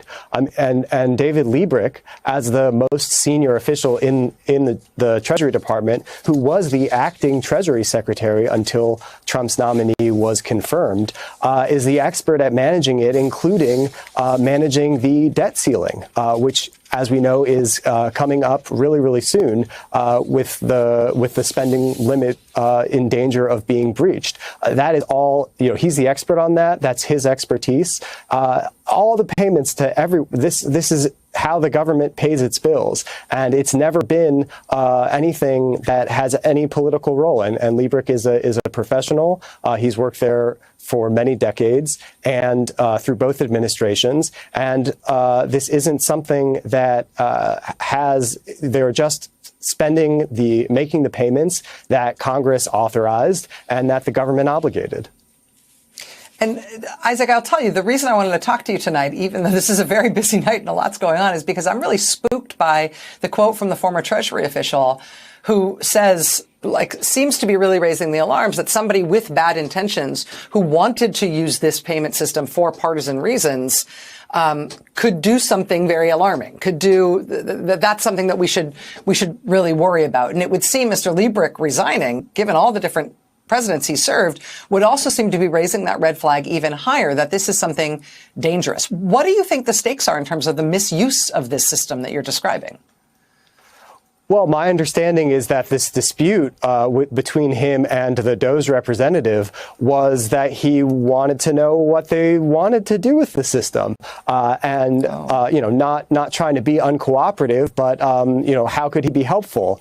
And that led to them putting him on administrative leave, and rather than that, he decided to retire. But we are still working to figure out what exactly they have in mind with trying to get access to the payment system, and if they're going to succeed in doing so. But obviously, this comes in the backdrop of what Trump appointed Elon Musk and the DOJ to do, which is root around in the federal government to look for spending cuts. And obviously also the OMB memo from earlier this week, where... Why are they looking for spending cuts when you have a whole department that does that? But here's the thing. Why are they looking at this payment system? The payment system doesn't authorize the spending cuts. The payment system just takes what the House authorizes as the budget and makes the payments. And what the House authorizes for the debt ceiling, they make the adjustments up or down. That's what they do. So Elon has absolutely no idea, no business up in our private information. This is just a payment system. Let me tell you, did you see did I send it to you? I don't know. It's about the electric cars, because Trump went in, rolled back all of the green energy incentives. And so that includes electric cars. And California said, we have the biggest cars in the nation, the number of cars in the nation, and we have like the green incentives over here. So if the federal government has rolled back the incentive, it will now be a state incentive for you to get electric cars, all electric car manufacturers except Tesla.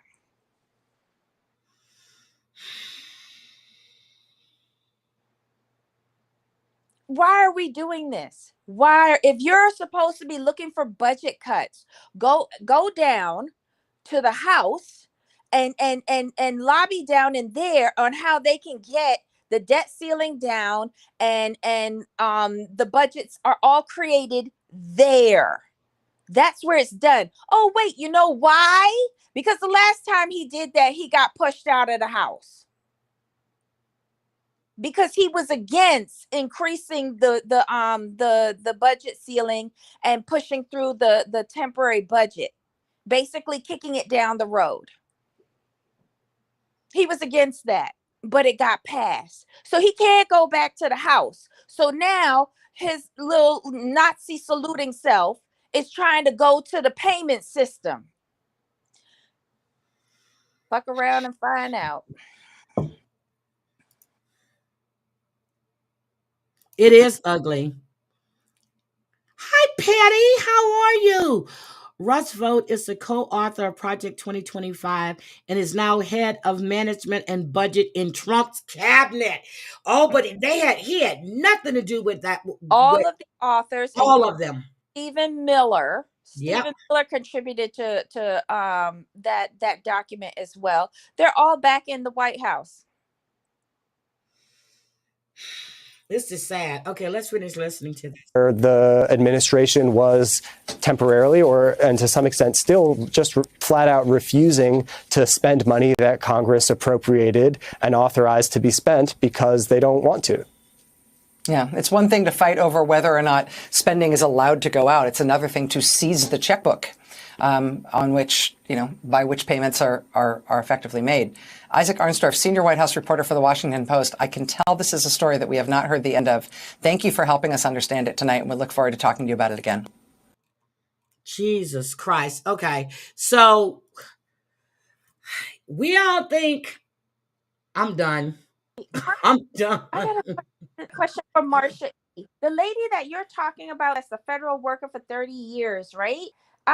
Is she that lady that's always in these cute graphic t-shirts with sayings on them on IG? And she is like telling everybody who's a federal worker who got the letters and from that weird government website what to do and not to quit and force them to fire you. Is that the lady that you're talking about? Because I've been seeing her a lot. She's giving great advice.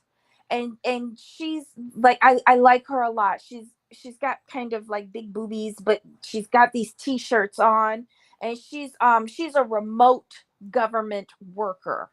And she's been getting these strange emails ever since the Trump administration came in. I wonder if we're thinking about the same person. I gotta find her. I've seen that lady. I like her t-shirts. Yes. Oh my God. Sorry, I digress. Oh my God. So Lisa went live again. Okay. Oh Lord. She's begging again. I don't really care about Lisa. I really don't. This woman, it's sad. And people, girl, if the lady's name is Red Metal Queen or something like that. They were up there going, "Oh, Lisa, we're so proud of you." And the whole time, now I watched the replay. I was laughing my ass off. I'm like, do we really believe this girl is going to rehab? She had every excuse. And I used the money for my ID, for my habit. Girl, stop. Stop. It's sad. It is very, very sad.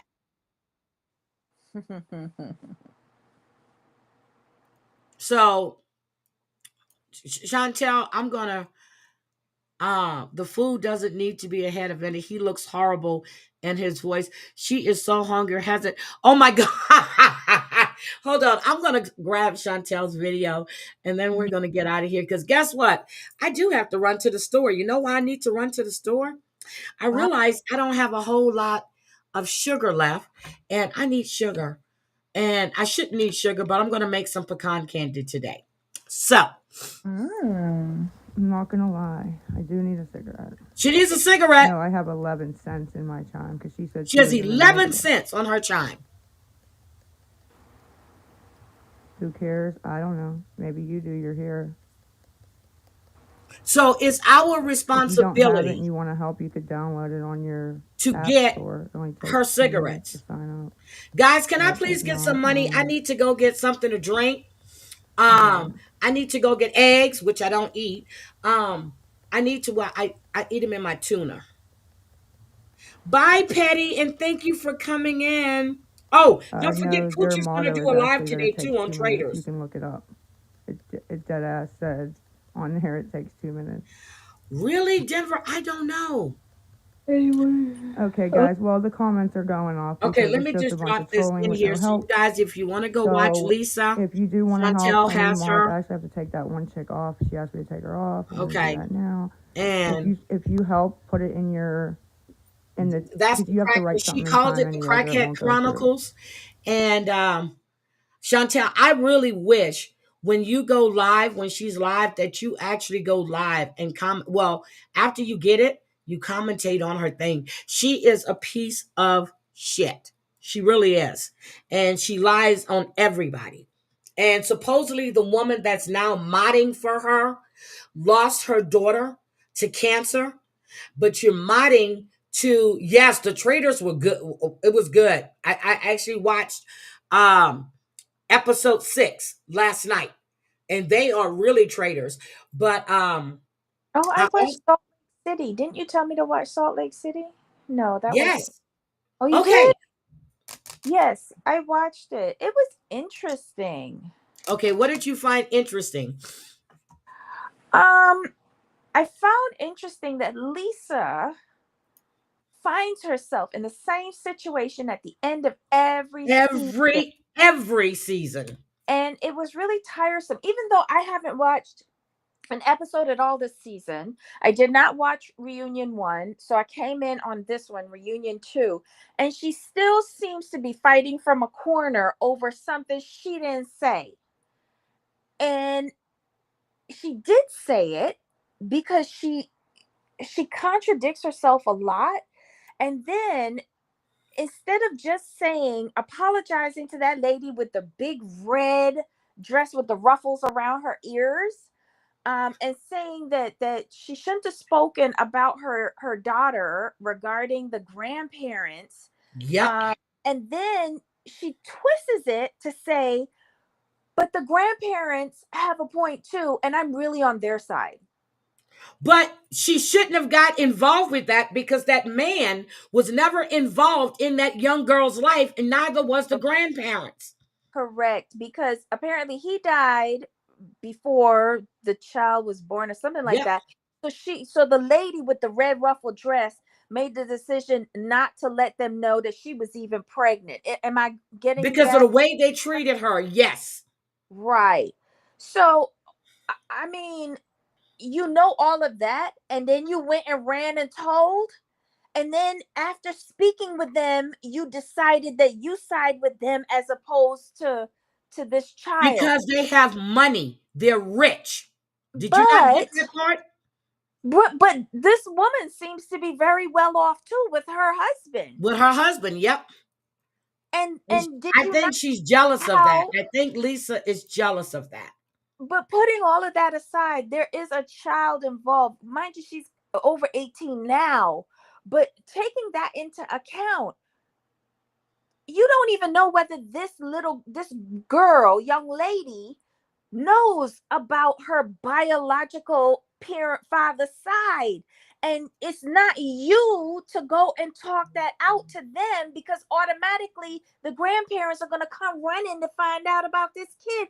Like, you set a ball in motion that you had no business in, and you are not taking accountability for it. And you're only siding with people, because you think you know them. They're in the church and they They're have in money. the church. Yep. Yeah. So your reasoning, your rationale is incomprehensible. I just couldn't figure it out. In every tell-all, she finds herself in the same quandary, but a different topic. But it's the same shit. It's the same shit, and I could not believe it. Meredith was about to walk out in her granny dress. She always want to walk out because she did the same thing at Mary Crosby's house. She walked out when they were screaming across the table, and Mary was telling them that if they couldn't shut up, that they need to leave the house. And she got up and left. But she took her gift with her. But the lady No, with the but big red they dress, her showed name back is the footage. Bronwyn. Yeah, her name They is Bronwyn. they showed back the footage though, and she was yelling at Angie, telling Angie to shut Yep. up. She was telling Meredith to shut up, and none of them were shutting up. And she turned to Meredith because Meredith said the last snipe to Yep, she Angie, did. and she said, "Meredith, get out of my house." And She said, Meredith if you can't calmed be down. She's like, quiet, get "Okay." out of my house, is what she said. Yeah, she's like, "Okay, peace out." I saw how it played out, and I was just like, "Oh, okay." But Meredith, and then somebody else's husband, Angie's husband, I think it was Angie's husband, Angie's came up at the husband, top. who Meredith said last year, was it Meredith that said it? Said that he was gay. Yes. And Lisa Angie's husband. said that the circle jerk was to him. Yes. Yes. Okay, and he went on Yes. somebody's podcast and talked about Meredith's gay son. He said that Meredith used the fact that her son was gay after calling him gay on national TV as a way to deflect, is what he was saying. But the LGBTQ community was behind him and not Meredith. Because he's gay. But he's not gay. He's not gay. No. Okay. She put that out there. This is so stupid. Meredith, you could have found a different plot line and a different sword to die on. Maybe I just didn't like her outfit, but whatever. Now, Mary's son looks so good. He looks so good now. Robert Yes, Jr. I was so I was glad that I caught episode 2 because apparently this was the one that they discussed her conversation with Robert Jr. Yes. And seeing the biggest drug addict on that stage, Andy, allegedly, Yep. pretending to cry, about her situation. And I really felt bad for the one on the end, not Heather, Whitney. Because Whitney was on that couch and Whitney was there trying to cry and trying to make a moment for herself through her father's addiction. But she couldn't even figure out how to do that. But Debbie, let me tell you what was so okay. You know how these women are on these shows. Mary confided in Angie something very personal, which was about Robert Jr. Even though people were asking her, well, where's Mary? What's going on? She never once uttered a word about what was going on in Mary's household with her son. I think Angie is truly a good friend to Mary. And then they brought in the host brought up his Mary's friendship to Meredith. And I swore Mary was gonna drop her like a hot potato, but she was very gracious. Yes, and she was. said that Meredith is a good friend to her. However, their lives, their lifestyles or whatever are very, very different. Yep. And so Meredith is, a businesswoman and travels a lot and stuff like that. And, Angie was there. And Angie was an open receptacle. Because she And says that Angie, Mary is, that Meredith is a busy woman. But you know what? I'm glad she didn't open up to Meredith because she would have told Lisa. Lisa would have told everyone. I'm glad she didn't open up to Meredith at all.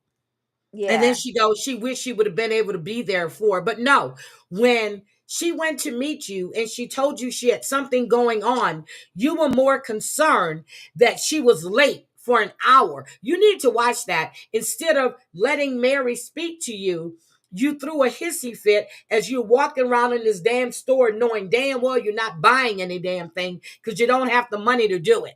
But She was so rude and nasty. They showed the text that Meredith sent to Mary after it came out about her son, right? And she said, I have a friend whose son is going through the same thing. And he says that he'll always be a resource for you or something like that. Like, it wasn't even her saying, I'm here for you, Mary. I'm here for you. Yep. she put it off on somebody else's son. They're I fake was like, friends. wow, interesting. But Mary looked good at this reunion. She looked really good. And, they were asking her where Robert Sr. was. He said he's living his life and he doesn't want anything to do with this show. Yeah, but I like how she said that Robert, because he asked, how did Robert Sr., what did he say about how you handled this situation? And she said, he said, I did it very well. And she also said that, he doesn't say that too often, and so she I don't say thought much. nicely of it. And that shows me that they don't really talk. Yep, And they don't really talk. He is in Florida. Drea, I was gonna save that for tomorrow night because we're gonna do the part we're gonna do the part 4 of the reunion, and I wanted to discuss that tomorrow night if that's okay, so we can keep all the 90-day stuff together. Is that okay? Oh, I've got to catch up Raleigh's on. NDA, it'll be up next week. Raleigh's NDA will be up next week. Hold on. What? Something What? else came out on Moving Mad this morning. Who saw Moving Mad this morning? Drea, help refresh my memory. What Wait a was minute. it that? Something came out on Movie Mad this morning. Yes. Hold It was on. like about an 8 or 9 minute video. Okay, let me go Um, look at Moving Mad. Hold on. I'm going. and I Because I thought it didn't was. even get a notification. Hold on. Moving Mad. I don't get notifications from him either. I had switched back to YouTube after watching Diddy. Oh, it's about Mary requests financial assistance for medical expenses. 8 minutes. No, Mary Mary. from Sister Wives. No. It's the Mary that, Brandon went to live over there. Brandon, no, not them, because I wouldn't listen to that. Well, that's Look the at only it. one he has from 3 hours ago. What other videos he have up? Hold on. That one was about Mary. Then Tiger Lily stole, that was 2 days ago. The one that was released this morning is 8 minutes and 10 seconds. It's about Mary. Aww. It's about Mary. Christoph, me and Debbie were talking about that yesterday. Brandon and Mary, yes. I don't agree with a lot of stuff he's saying lately. I really, really don't. Yeah, she's the scammer. She's the one that supposedly had the blood thing and about the cancer. And then her and Brandon, they were showing the paperwork and her. I was like, are you kidding me?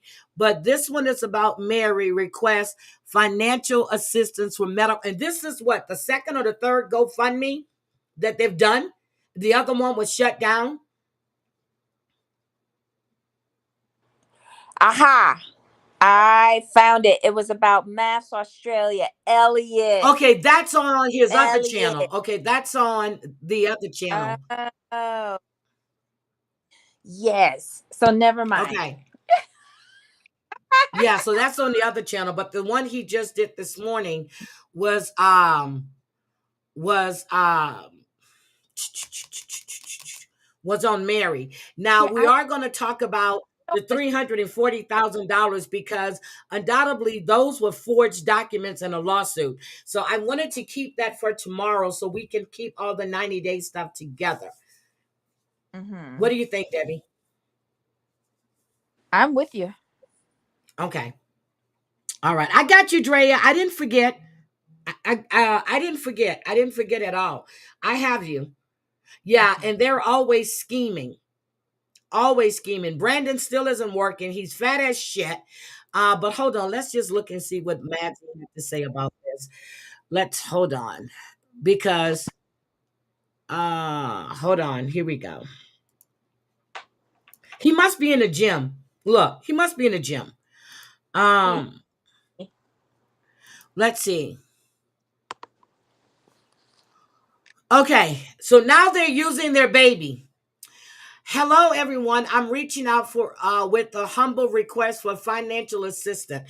Lola is currently in a private hospital, and unfortunately, we are unable to cover all of her medical bills. She has been diagnosed with TB and pneumonia. Oh no. While we have field health, it doesn't cover much of the expenses. I understand that some may judge or criticize us for asking, but I'm doing this for Lola's health and well being. If you are able and willing to help, it would mean the world to us. Thank you for your support. Oh my God. Oh no. I gotta go leave her. But that is what she's saying. We know damn well. We know damn well. So they're using this thing for the fundraiser. Are you kidding me? After all the lies these people have told, they have free medical. Free medical. So she has tuberculosis and pneumonia? Uh-huh. The baby. Oh. No, I'm sorry. The Like, grandmother. The grandmother is Lola. oh, the grandmother is sick. Yeah, I think the grandmother is Lola. Yeah. See? That's the yeah, that's her grandmother. Well, if TB cases spike recently, they're going to spike even more because all international aid for vaccines and disease prevention and all of that have been suspended. Food programs, famine relief, all of that suspended. You watch and see. The first area that's gonna like really feel the effects of this is Sudan. Yep, you see how fat Brandon is now, right? Well, that's probably because he walking around in them rice patties, which probably full of He's like. not working. They're not doing anything. But don't the grandfather have a rice thing on their land? Yep. He gotta go and work that. There's the link to the video right there. But yep, there it is. All them frog legs that they catching. My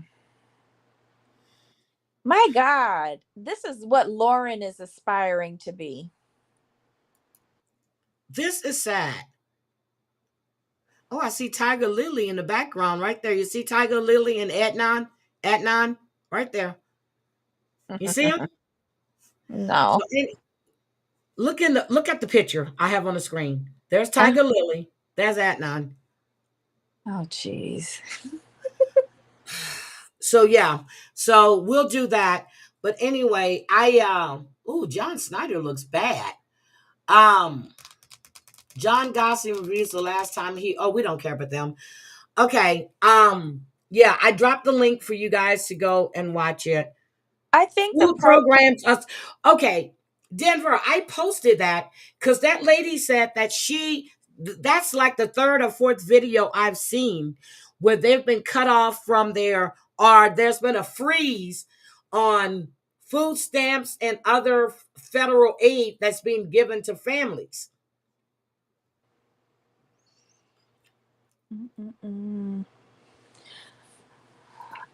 Drea, the program that Bill Gates has, that's separate from the federal funds that go overseas. I don't know. But Debbie, so Denver is asking if the food programs have been, they put a freeze on all federal stuff. Yeah. Yeah, they put a freeze. Yeah, so if you're getting Section 8 or if you were waiting for Section 8 and you were on the list, there's a freeze. I mean, they've got people actually making videos. This woman was hyperventilating for like 30 minutes because she has it's not true. Okay, Denver says it's not true. But they've gone to the courts. They've gone to the courts regarding it because this is money that was already budgeted for, and these are like steady programs. So Yes, I saw the food stamp fraud. I talked about that last week.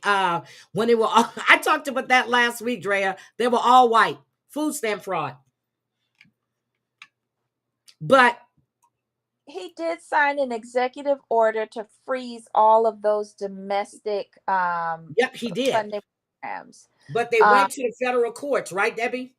Yeah, they immediately went up, but I don't know, like it's just ridiculous. But the international programs, nobody's gone to court for them. Those have just been frozen. I want Meals on Wheels. Me too, right about now, because I don't feel like cooking today.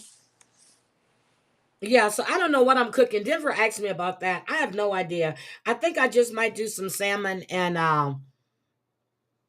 okay, she said Medicare, Medicaid, no freeze. Section 8 payments are not frozen. Medicare and Medicaid is separate. It was what I saw was SNAP, Section 8, and something else. But again, they went to court.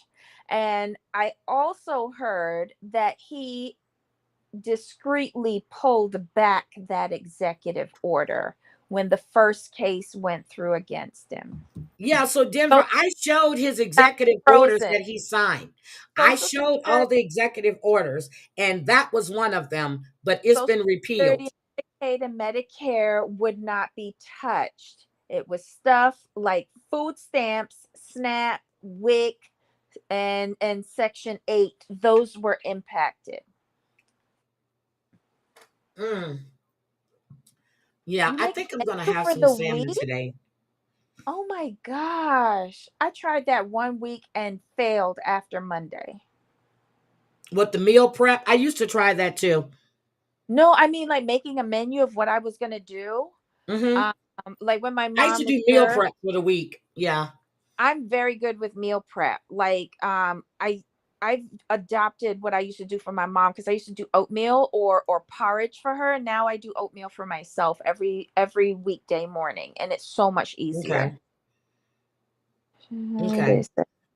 Well, we're definitely going to look into that. But Drea, tomorrow night we're going to discuss Tiger Lily, and I know that that the people that she was supposedly suing came out, and I need to go back. But yeah, I saw her stuff.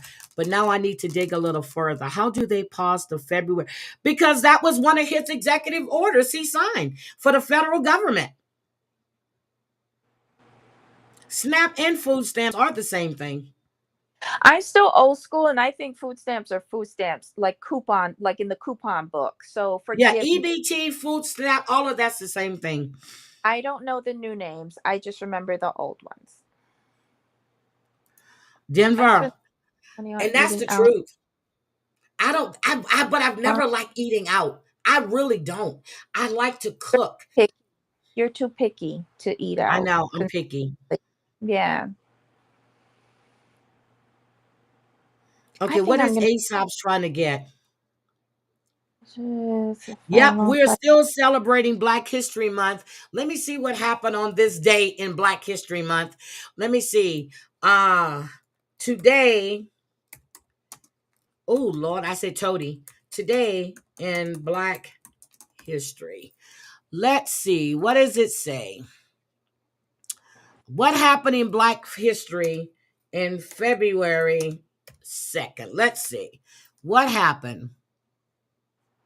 There was a ratification of the 15th Amendment, the invention of the ice cream scoop, and the appointment of Eric Holder as Attorney General.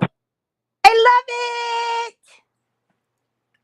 On February 2nd, 1870, the 15th Amendment of the Constitution was ratified. This amendment guaranteed that the right to vote could not be denied based on race, color, or previous conditions of servitude. Okay? The ice cream scoop was invented February 2nd, 1897 by a black guy. He noticed people had difficulty scooping ice cream and ordering, so he created a device to help. Okay? In 1862, The District of Columbia abolished slavery. In 1948, President S. Truman urged Congress to pass a civil rights program.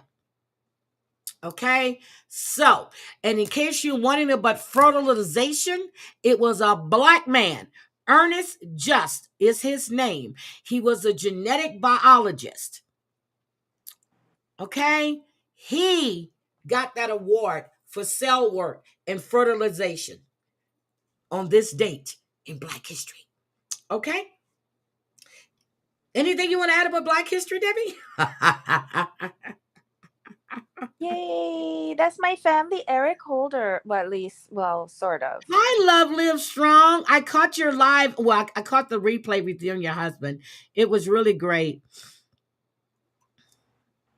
My boys can't eat out, so it's super expensive. Oh my God, Denver's so crazy.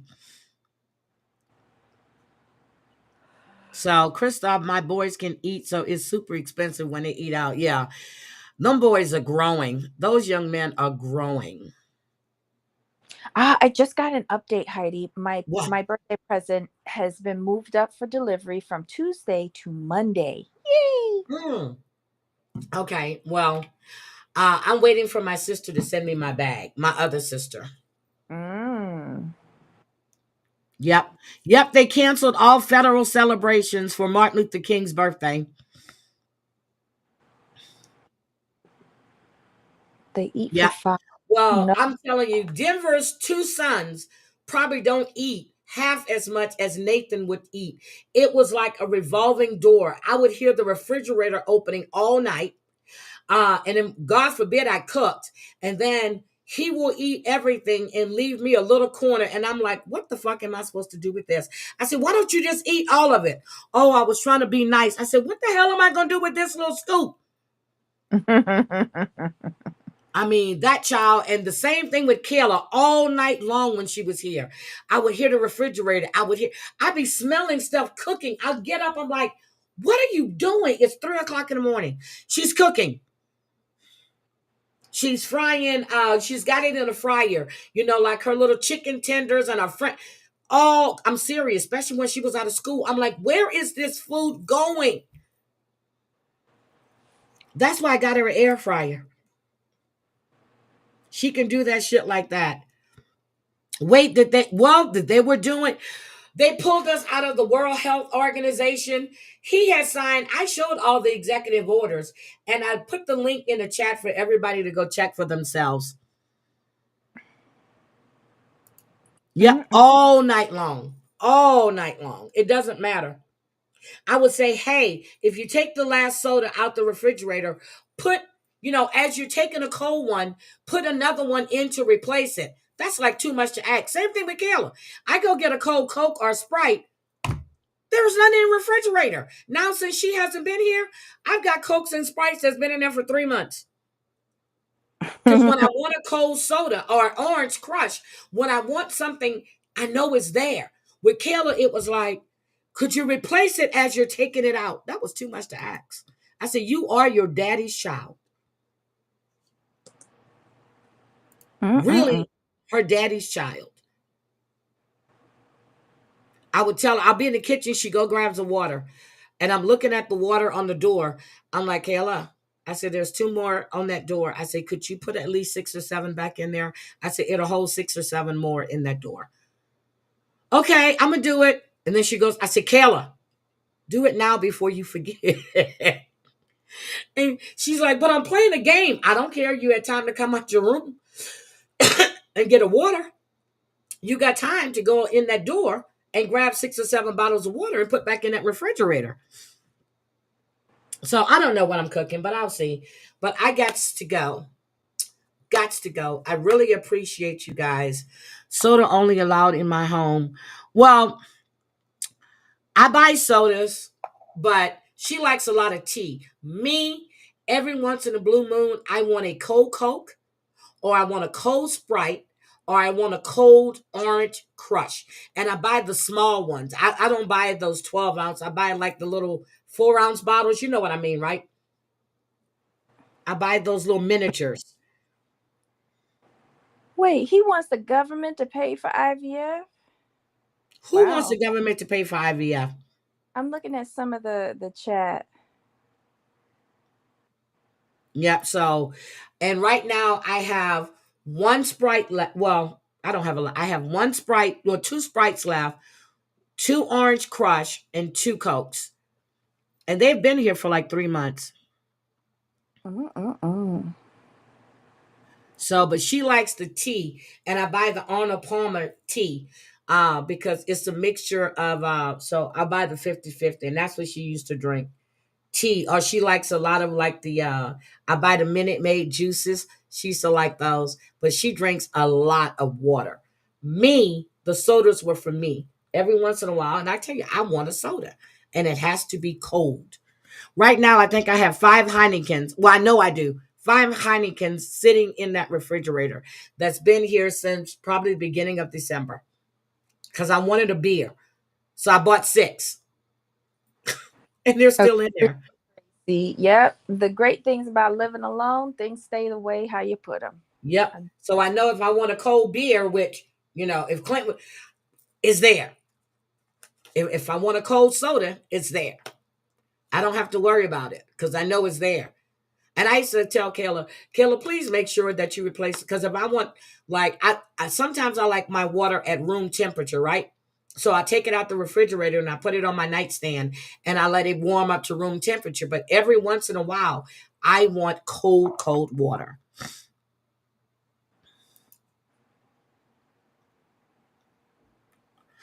Fries and Lunchables? Who was the only one? It was one of my friend's kids that only wanted chicken nuggets and fries. No, it was one of my nieces. And that's all she used to eat. I'm like, this isn't good. And slowly but surely, they started getting her to eat other stuff. But that's not good. And when my son sent me that video of how they make those chicken nuggets, that was it for me. I stopped buying chicken nuggets for my grandkids at McDonald's. I saw someone make homemade chicken bologna on IG yesterday, and it was only a few ingredients. Chicken bologna? Yeah. Oh. Yeah. It was very interesting. Okay. The chicken. Yes, I do agree. But that the nuggets are tasty sometimes, but you can get like the chicken breasts, not like the fully processed nuggets like McDonald's. Yeah, But you and can you go can do it yourself. Go and get like chicken breast lightly breaded nuggets. And I get those just as a treat for me, so I don't have to go to McDonald's, because I'm not going to McDonald's because they rolled back DEI. Oh, and I have to send it to you, Heidi, but there was this young lady on IG last night who said we have to strategize with regards to using our money against these companies that are rolling back DEI policies. I have to send it to you. She messed up a little bit with regards to the dates, but the thought process behind it makes a lot of sense. Okay. Well, I don't really go. That was Kayla thing from McDonald's. She had to have that McChicken spicy sandwich, that Sprite Frosty, and French fries. That was her thing. I'm not, never have been a big McDonald's person. I mean, when I was little, yes, but not, yeah. I cut back a lot, but I still had, like, it was my treat to myself once a month to go to McDonald's and get some fries or something, at least fries. And now, nope. Yeah, but I used to make chicken nuggets for Chris. I would get the chicken breast, cut it up, do the breading, and I would dip it in the egg batter and all that. And I used to do his chicken nuggets. It's easy to do. Yeah. Oh my God. Everything at a meat processing or chicken processing plant smells awful. I used to do, so when I used to go to, what part of that in Maryland? Where Purdue was, oh my God. I'm telling you, I used to work at Smithfield, And when they would do slaughter day, when I would be on my way to work, I have to fly down that long road, and the smell alone. Then I have to go to the plant. I have to meet with the FDA inspectors and get all this paperwork done. When you work there and you see it, and I did the exporting, when you see how they do this, you don't want to eat some of this shit. You really don't. You really don't. When you see the milk, but some of these families, they actually drink the milk straight from the cow without it being processed with all the slime. Oh, okay, I'm done. My mother grew up on milk like that. I'm done. I can't. And goat milk. I think yeah, I think my father really liked fresh goat milk, and my mother grew up on straight from the teat. Yep. I can't. And when they showed me that, and I'm telling you, I used to love Frosted Flakes, right? When I saw that video, my son, of course, sent it to me. When I saw that video, I was done. I haven't had Frosted Flakes in years. And that was my nighttime snack. I used to love Frosted Flakes with cold milk. What's in Can't it? do it. And I tried almond milk too. I'm going to have to try it again. I just can't do it. Try coconut milk. It's good. The one that's in the box, not in the can. Try the one in the box. But I just can't. And I'm serious. I'm lactose intolerant. When I went to Catholic school, at one point I can only drink chocolate milk. So my mom used to send chocolate stuff to school. And one day, one of the substitute cooks actually made me drink white milk. Threw up all over the place. When I tell you, my mother came up to that school and it was a no-go. And she dragged that. My mother was nothing to play with. Nothing to play with. And they kept telling her, she goes, each child is supposed to. And they were like, well, and for some reason she said she couldn't find the chocolate to put in my milk. And I have always been lactose intolerant. Always. My mother had a fit when she went up to that school. So I don't force my grandkids to drink. Now, if they want milk, they would get milk. Even Nathan loves milk. Now he doesn't really drink milk at all. I can't handle milk. When I put creamer in my coffee, sometimes it's good. Sometimes I know I can't take it. When I want to have an ice cream, what do you call them? The drumsticks. I know I'm going to pay for it. I will pay for eating that drumstick. And when I tell you I double over, I don't I love spaghetti, but I have to have cheese on my spaghetti. And if I put too much cheese, it's going to kill me. But and for those of you who suffer from, like, if you are doing the non-dairy milk, like soy, oat, or almond, and you realize that you get a bloat afterwards, try coconut milk in the Tetra Pak, because it won't cause the bloat. I'm gonna try, because I'm going to the store when I get off of here. But I do. And I went down the aisle last week and I saw Frosted Flakes. I went, oh my God. I said, I really want some Frosted Flakes. And I'm like, no, Heidi, I haven't had Frosted Flakes in years. Ever since I saw that video. I'm going to say since 2003, 2004. Because I remember I was at Siemens. Wow. Yeah, I'm serious. I pay for it. I really do pay for it. Like when I get pizza and I go to my pizza, I don't get a whole lot of cheese on my pizza, but I love pizza. Every once in a while, I crave a pizza, but I will pay for it. Even 2 little slices, I will pay for it. Look what Love Live Strong says. They say if you drink apple cider vinegar before eating dairy for lactose intolerant people, it makes the symptoms go away. And I have apple cider vinegar here too. Make sure yours is the one with the mother in it. Being raised when we eat up. Yeah, y'all would. Does his own animals. I'm gonna try the almond milk. I'm gonna get a small thing of almond milk, and if I can find like a little small thing of Frosted Flakes, I will get that. But I But really wanted some you have Frosted Flakes last week because it used to be when I would come home and I didn't feel like cooking, girl, I would eat me one or two bowls of Frosted Flakes and I'll be good. I'll pay for it, but I'm happy with it, especially if the milk is cold. Oh, when I put the cereal in and then I pour the milk on top so that way it's not, so the milk to cereal ratio is just right. I would have it perfect.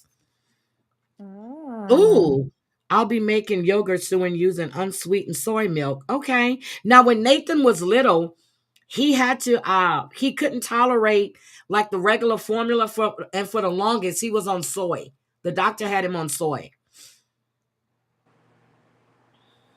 cream pizza. Oh, okay. I'm gonna try that. I'm serious. I have a craving for pizza sometimes when I'm like, this isn't gonna work out too well for you, but I'll still do it.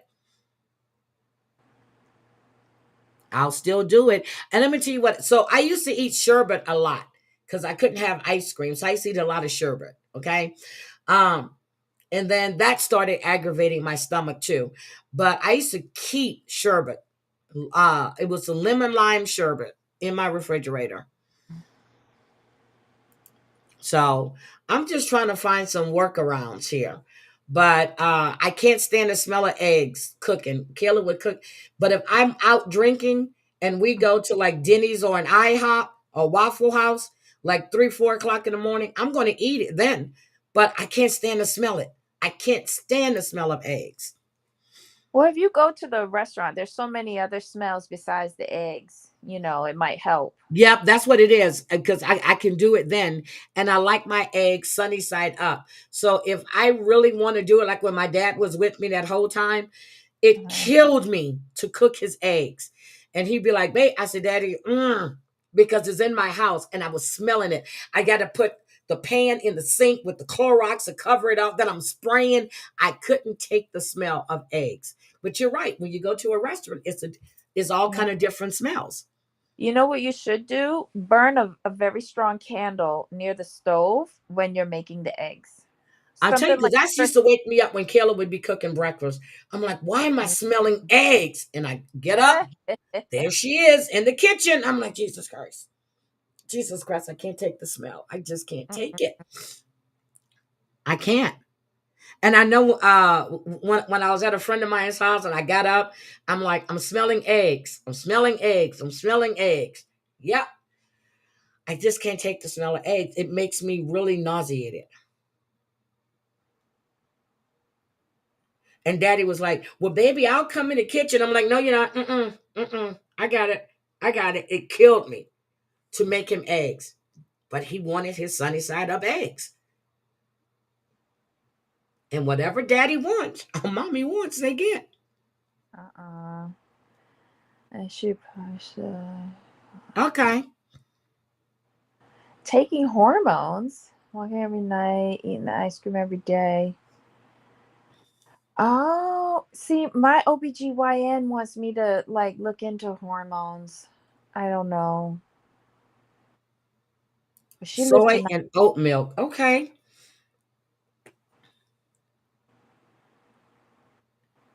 Really, Colleen? I used to like orange sherbet, and then I started doing the lemon lime because I like that sour tart thing. But I started out with the orange sherbet. I never liked the cherry or the strawberry, and then I just moved to Hi Ryan. Also in the fall. Oh, her assault was brutal. She still suffers physically. Yep, she does. Ryan. Hey, Ryan. Wow. That's not Grandpa ate ice cream every day too. See, I'm not big on ice cream. I'll like a little gelato every now and then. Well, I tried gelato too. I really did. But I do. I like sherbet. I'm trying to think. Keep me posted, Snuggle Bunny. I'd appreciate it. Thank you. Wait a minute. A plane just caught fire in Houston. What? Hold on. Do with the mass federal layoff all throughout the aviation. Oh, Jane. Wait a minute. Denver, you do biohormones? What's that for? Please help if you feel like sharing, please let me know. Oh my God, United Airlines. Hold on. Let me get this. What the fuck? Hold on. I said they come in threes, right? And this is at Bush. This is down the street from where I used to live. It'll take a few weeks. Did want to share some video that's coming into our studio. Take a listen. Stop. Let me. So this is Bush. This is down the street. This is why I used to fly out of all the time. Let me. Oh my God. We are following some breaking news out of Houston, Texas, after a United airplane caught fire at Bush's airport right there. It did have to be evacuated. So far, no reports of any injuries, but I did want to share some video that's coming into our studio. Take a listen. Oh my God. Please get us on. So fire, this is jet.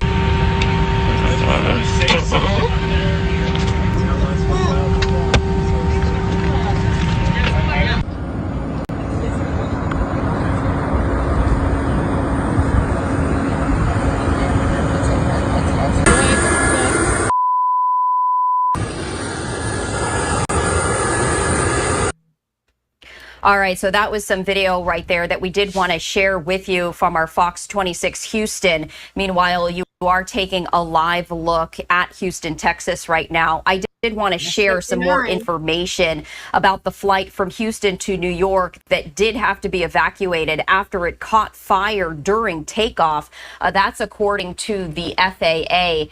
And the very latest is that the FAA says the crew of United Airlines Flight 1382 had to stop their takeoff from George Bush Intercontinental Airport because of a reported engine issue. That happened at around 8:35 a.m. local time this morning. We shared video acquired by Fox 26 Houston with you, showing that the wing of the plane caught on fire. And in that video, you heard a flight attendant asking for passengers to stay in their seats. One of those passengers pushing back, saying, "It's on fire." Yep, now, exactly some passengers did have to use the emergency slide to get off the plane. That's according to the Houston Fire. They have emergency slides. So you see this wing on fire. Why are you telling people to stay in their seats? This fucking plane could blow up. Open up those doors, drop those slides, and let these people come in. I mean, get off. This is crazy. Fire department. No. I'm sorry, Debbie. Side that was on fire. Huh? They might not have been able to do it on the side that was on fire or fire It's rescue. on the okay, it's on the right-hand side. The doors are on the left-hand side. Both doors. You have that back door and you have the door up by the cockpit. Open those doors. Let those slides out. Right, but if fire rescue, since they were still on the tarmac, if fire rescue was on the way, fire rescue might have said keep the passengers inside until we get there and then release them, because you don't want people running in front of the trucks. Yeah, but this is scary. You see this shit's on fire and you're just sitting there. I know. And I always sit either on the wing or right behind or right in front of those three areas, or I sit right in the first or second row behind the cockpit. But I like the wing because there's more space. And oh my God. No injuries were reported, and the FAA currently investigating the situation. I also wanted to share this with you. This is a statement from the spokesperson of the FAA on this incident, saying, quote, "The crew of United Airlines Flight 1382 safely aborted its takeoff from the George Bush Intercontinental Houston Airport in Texas due to a reported engine issue at around 8:35 a.m. local time on Sunday." They were on the runway, not at the terminal, on the runway, getting ready to take off. Jesus. Passengers deplaned on the runway and were bused to the terminal.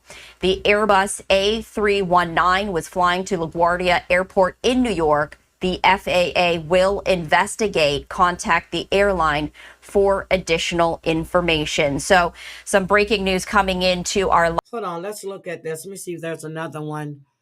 Oh, that's the same. Oh, okay, let's look at this one. Come on, I'll get longer. Please remain seated until further instructions happen. Look at that. Please remain seated. You see this shit? Yes, remain seated.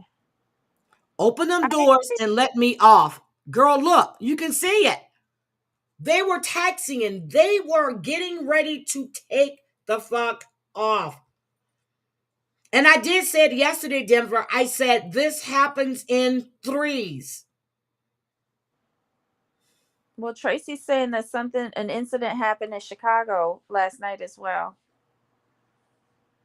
See, now that happens a lot because one of my sisters used to work at the airport too, and that's how one of my friends got paid from being hit by a wing of a plane. Anyway, this is look at this. Oh my God. Do we see this? Please get us on. So fire, this is jet. Love her nails. See, they on that side. Open those doors, because when I flew in at the airport that I flew into in Cali, they pull up and they open the back door and the front door, and you can deplane on either the front or the back. So those slides are on the left-hand side. The fire was on the right-hand side. Again, they were on. Drea, I didn't see any commercials. I'm sorry. Yeah, the commercials are coming through, but the skip button comes up quickly. Yeah, but I didn't see them because I normally try to stop them, and I'm playing this video. Please get us on. So fire, this is please get us on. So fire, this is jet. Girl.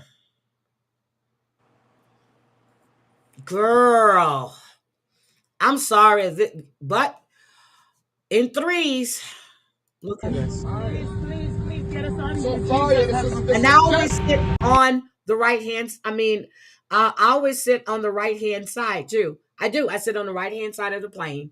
I'm opposite. So, and the slides on the left hand side because that's where the doors are. But I always sit on the right hand side of the plane, and I sit right where they're at. I sit on that wing, or I sit right behind that wing. And if you look at any of my videos that I post, you're always going to see the wing either right there, or the seat behind, or the one right in front. But that's where I sit at because there's more room. Debbie, what do you think is going on, dear? Well, I have no idea.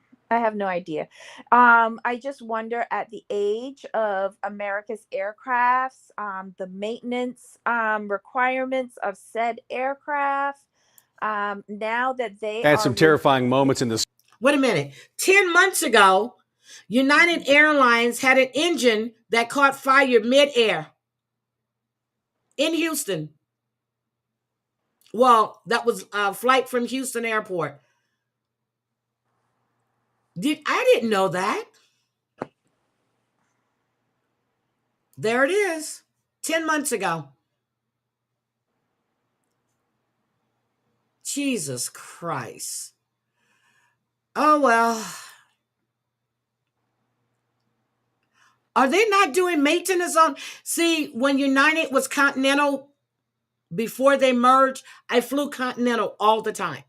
When they merged, and then after that year, because a friend of mine used to work there, she worked with Continental. Then they did the merger, and then after that year or 14 months, it just became United. They had the newest planes in the fleet. So I would always fly United. I don't like American Airlines. I don't like, but I fly Southwest here. But I would fly United all the time because it was the newest planes in the fleet. And Continental was the shit. I just can't anymore with these people. I just can't.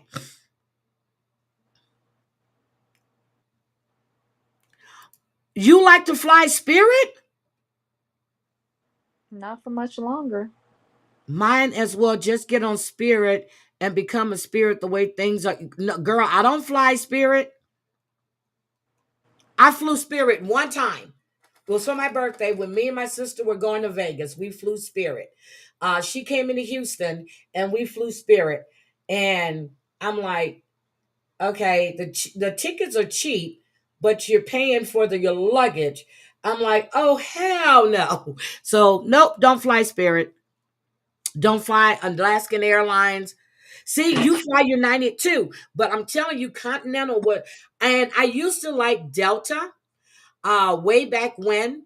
And then when I flew Continental, it was totally different. No, I won't fly Frontier. I won't fly Frontier or Alaskan Airlines, no. Or Alaskan, what? No, I won't. But United is my shit. I love United. I Love fly United. exclusively American. See, I don't like American Airlines. I never said I liked it.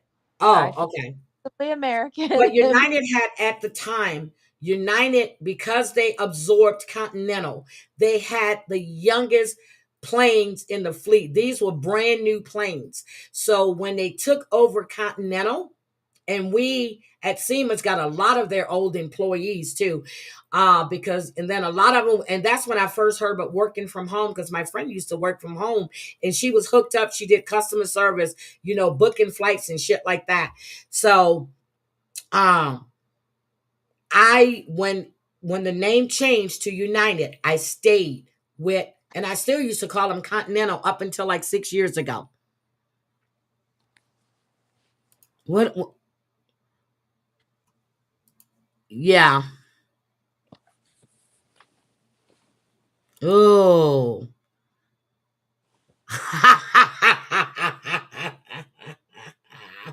No, but I just don't. I have certain airlines I fly.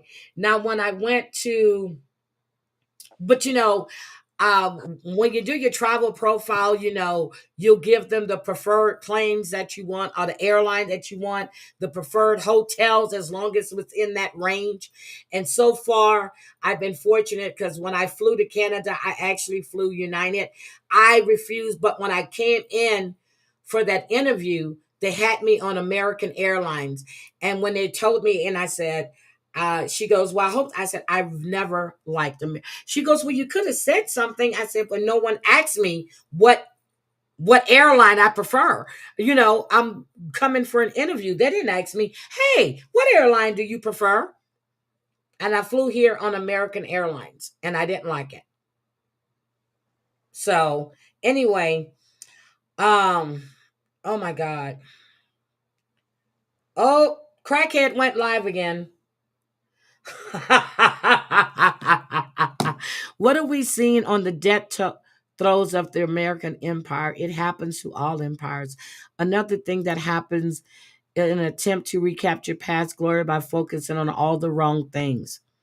Damn, Jane. Yeah, I'm really nervous right now about flying. I really am. I really, really am. But anyway, guys, I will see you guys tomorrow night. Debbie, any final words? Any final words, ma'am? Yes. If you do decide to do backdoor, make sure you use a prophylactic because if What? the partner has any sort of STDs, they absorb faster through the anus Oh my because the God. tissue is very thin.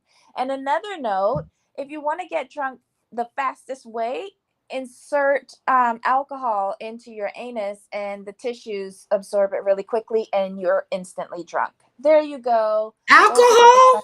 Tips. Yeah. You mean like drinking alcohol or rubbing alcohol? No, drinking like liquor. Why?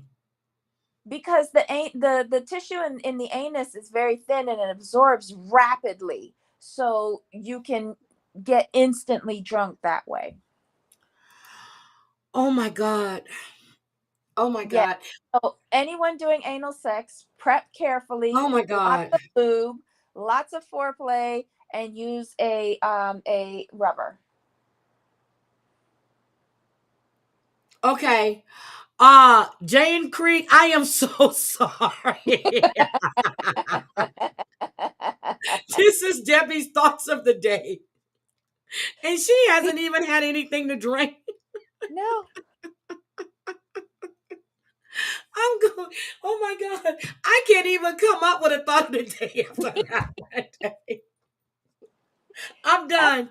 I can't even come up with a thought of the day after that one. Today is Groundhog Day. Do we know if Punxsutawney Phil, who's been dead for years, but they keep naming him Punk, did he see his shadow? Does anybody know that Punxsutawney Phil see his shadow? Punxsutawney Phil was at the mall when the plane crashed, and unfortunately, there is no more Groundhog's Day. There you go. No, I'm serious. Did he see his shadow? Let me see. Groundhog Day. Predict 6 more weeks of winter. So he saw his shadow. We have 6 more weeks of winter. So yep, he saw his shadow. Okay. Today is Groundhog Day, and we're gonna relive this day with Debbie and her thoughts of the day. But yeah, Punxsutawney Phil did see his shadow. Wait a minute, I don't sit. Oh my God, y'all. You know, this ain't as you know. I can't, Debbie. I can't. So this is Groundhog Day. We have 6 more weeks. Damn. So I would definitely see you guys later. And this is one of my wedding anniversaries. Oh my God, sorry, Snuggle Bunny. Oh my God.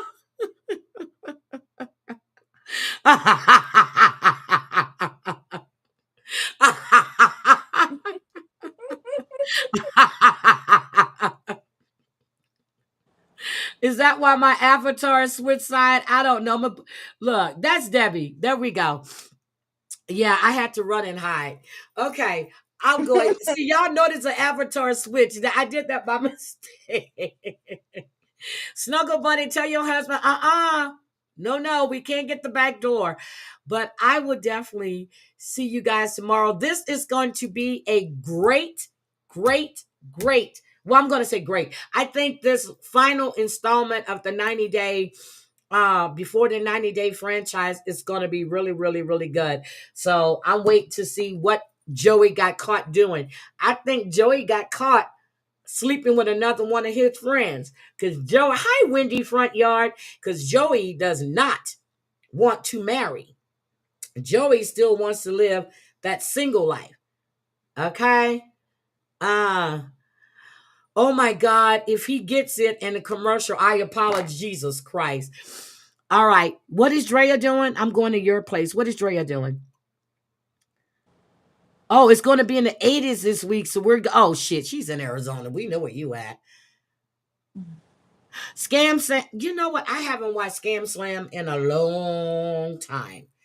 I haven't watched it, but I'll watch because I was watching Wynn Walker and her husband. These are 2 grown adults that's in a motel and begging people for money so they can extend their room. He's back there telling them how much it's going to cost, $74.85. Get your fat ass out there and get a job because you sound fat to me. These people are ridiculous. I'm going on TikTok. I've been able to go live on TikTok. I just haven't went live on TikTok. But when y'all see me live on TikTok, just know I'm begging, okay? I'm going to be out in the woods somewhere begging with a tent behind me, okay? I love you guys. Have a great Colleen, you're getting snow right now? We're supposed to be... So, Colleen, it says we're supposed to get snow. So, yesterday it rained here, yesterday and Friday. So the snow that was still on the ground, it actually melted, but then it got really icy at night. So we're supposed to be getting some more snow this week. And we didn't get snow like we normally do in the last couple of years. I'm sure before the winter is over with, we're going to get slammed. We will be slammed. So I'm going to see, but Colleen, how much snow are you expecting? Because Colleen is not too far. And I know that Julie in BC said she wasn't getting a lot of snow there either. This has been a mild winter for us. Besides the coldness, we didn't drop below. I don't think we went into the negatives at all so far this year. It's been hitting Texas and Florida, and the East Coast got hit pretty good. Who's in a hospital? Who's in a hospital? Lisa? Girl, when Lisa was talking about her blood pressure and where her blood pressure was, I said, bitch, you're going to have a stroke. That is hypertension.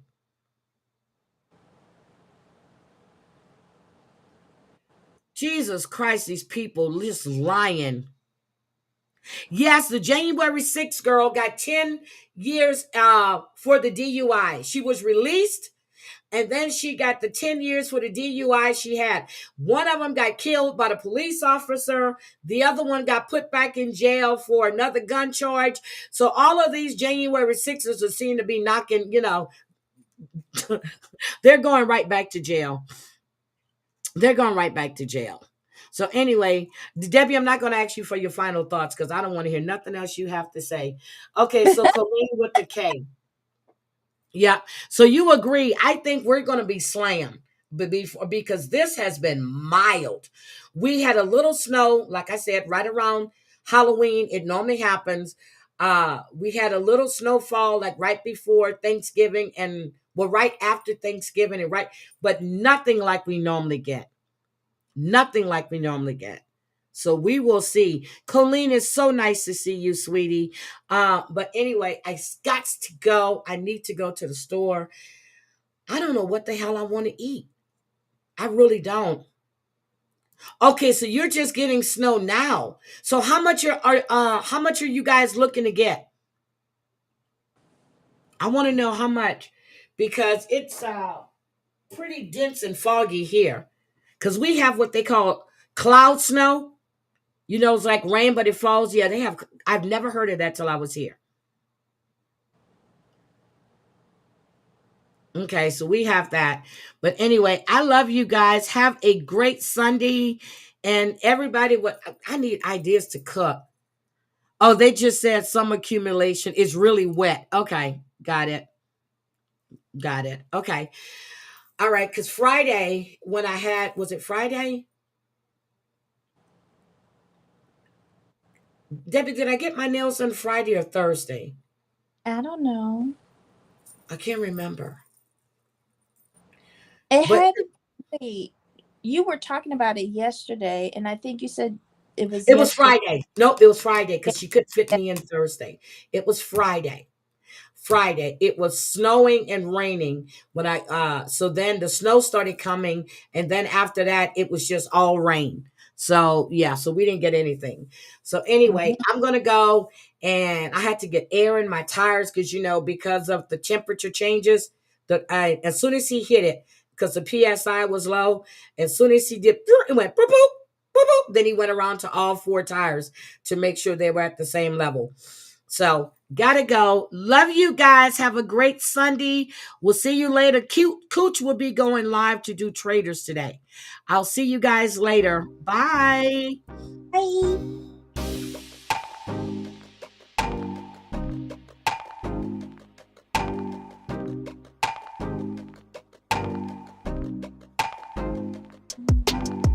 You're welcome, Christoph. You guys have a great day. And I enjoyed having all of you here. Great day. Be careful out there.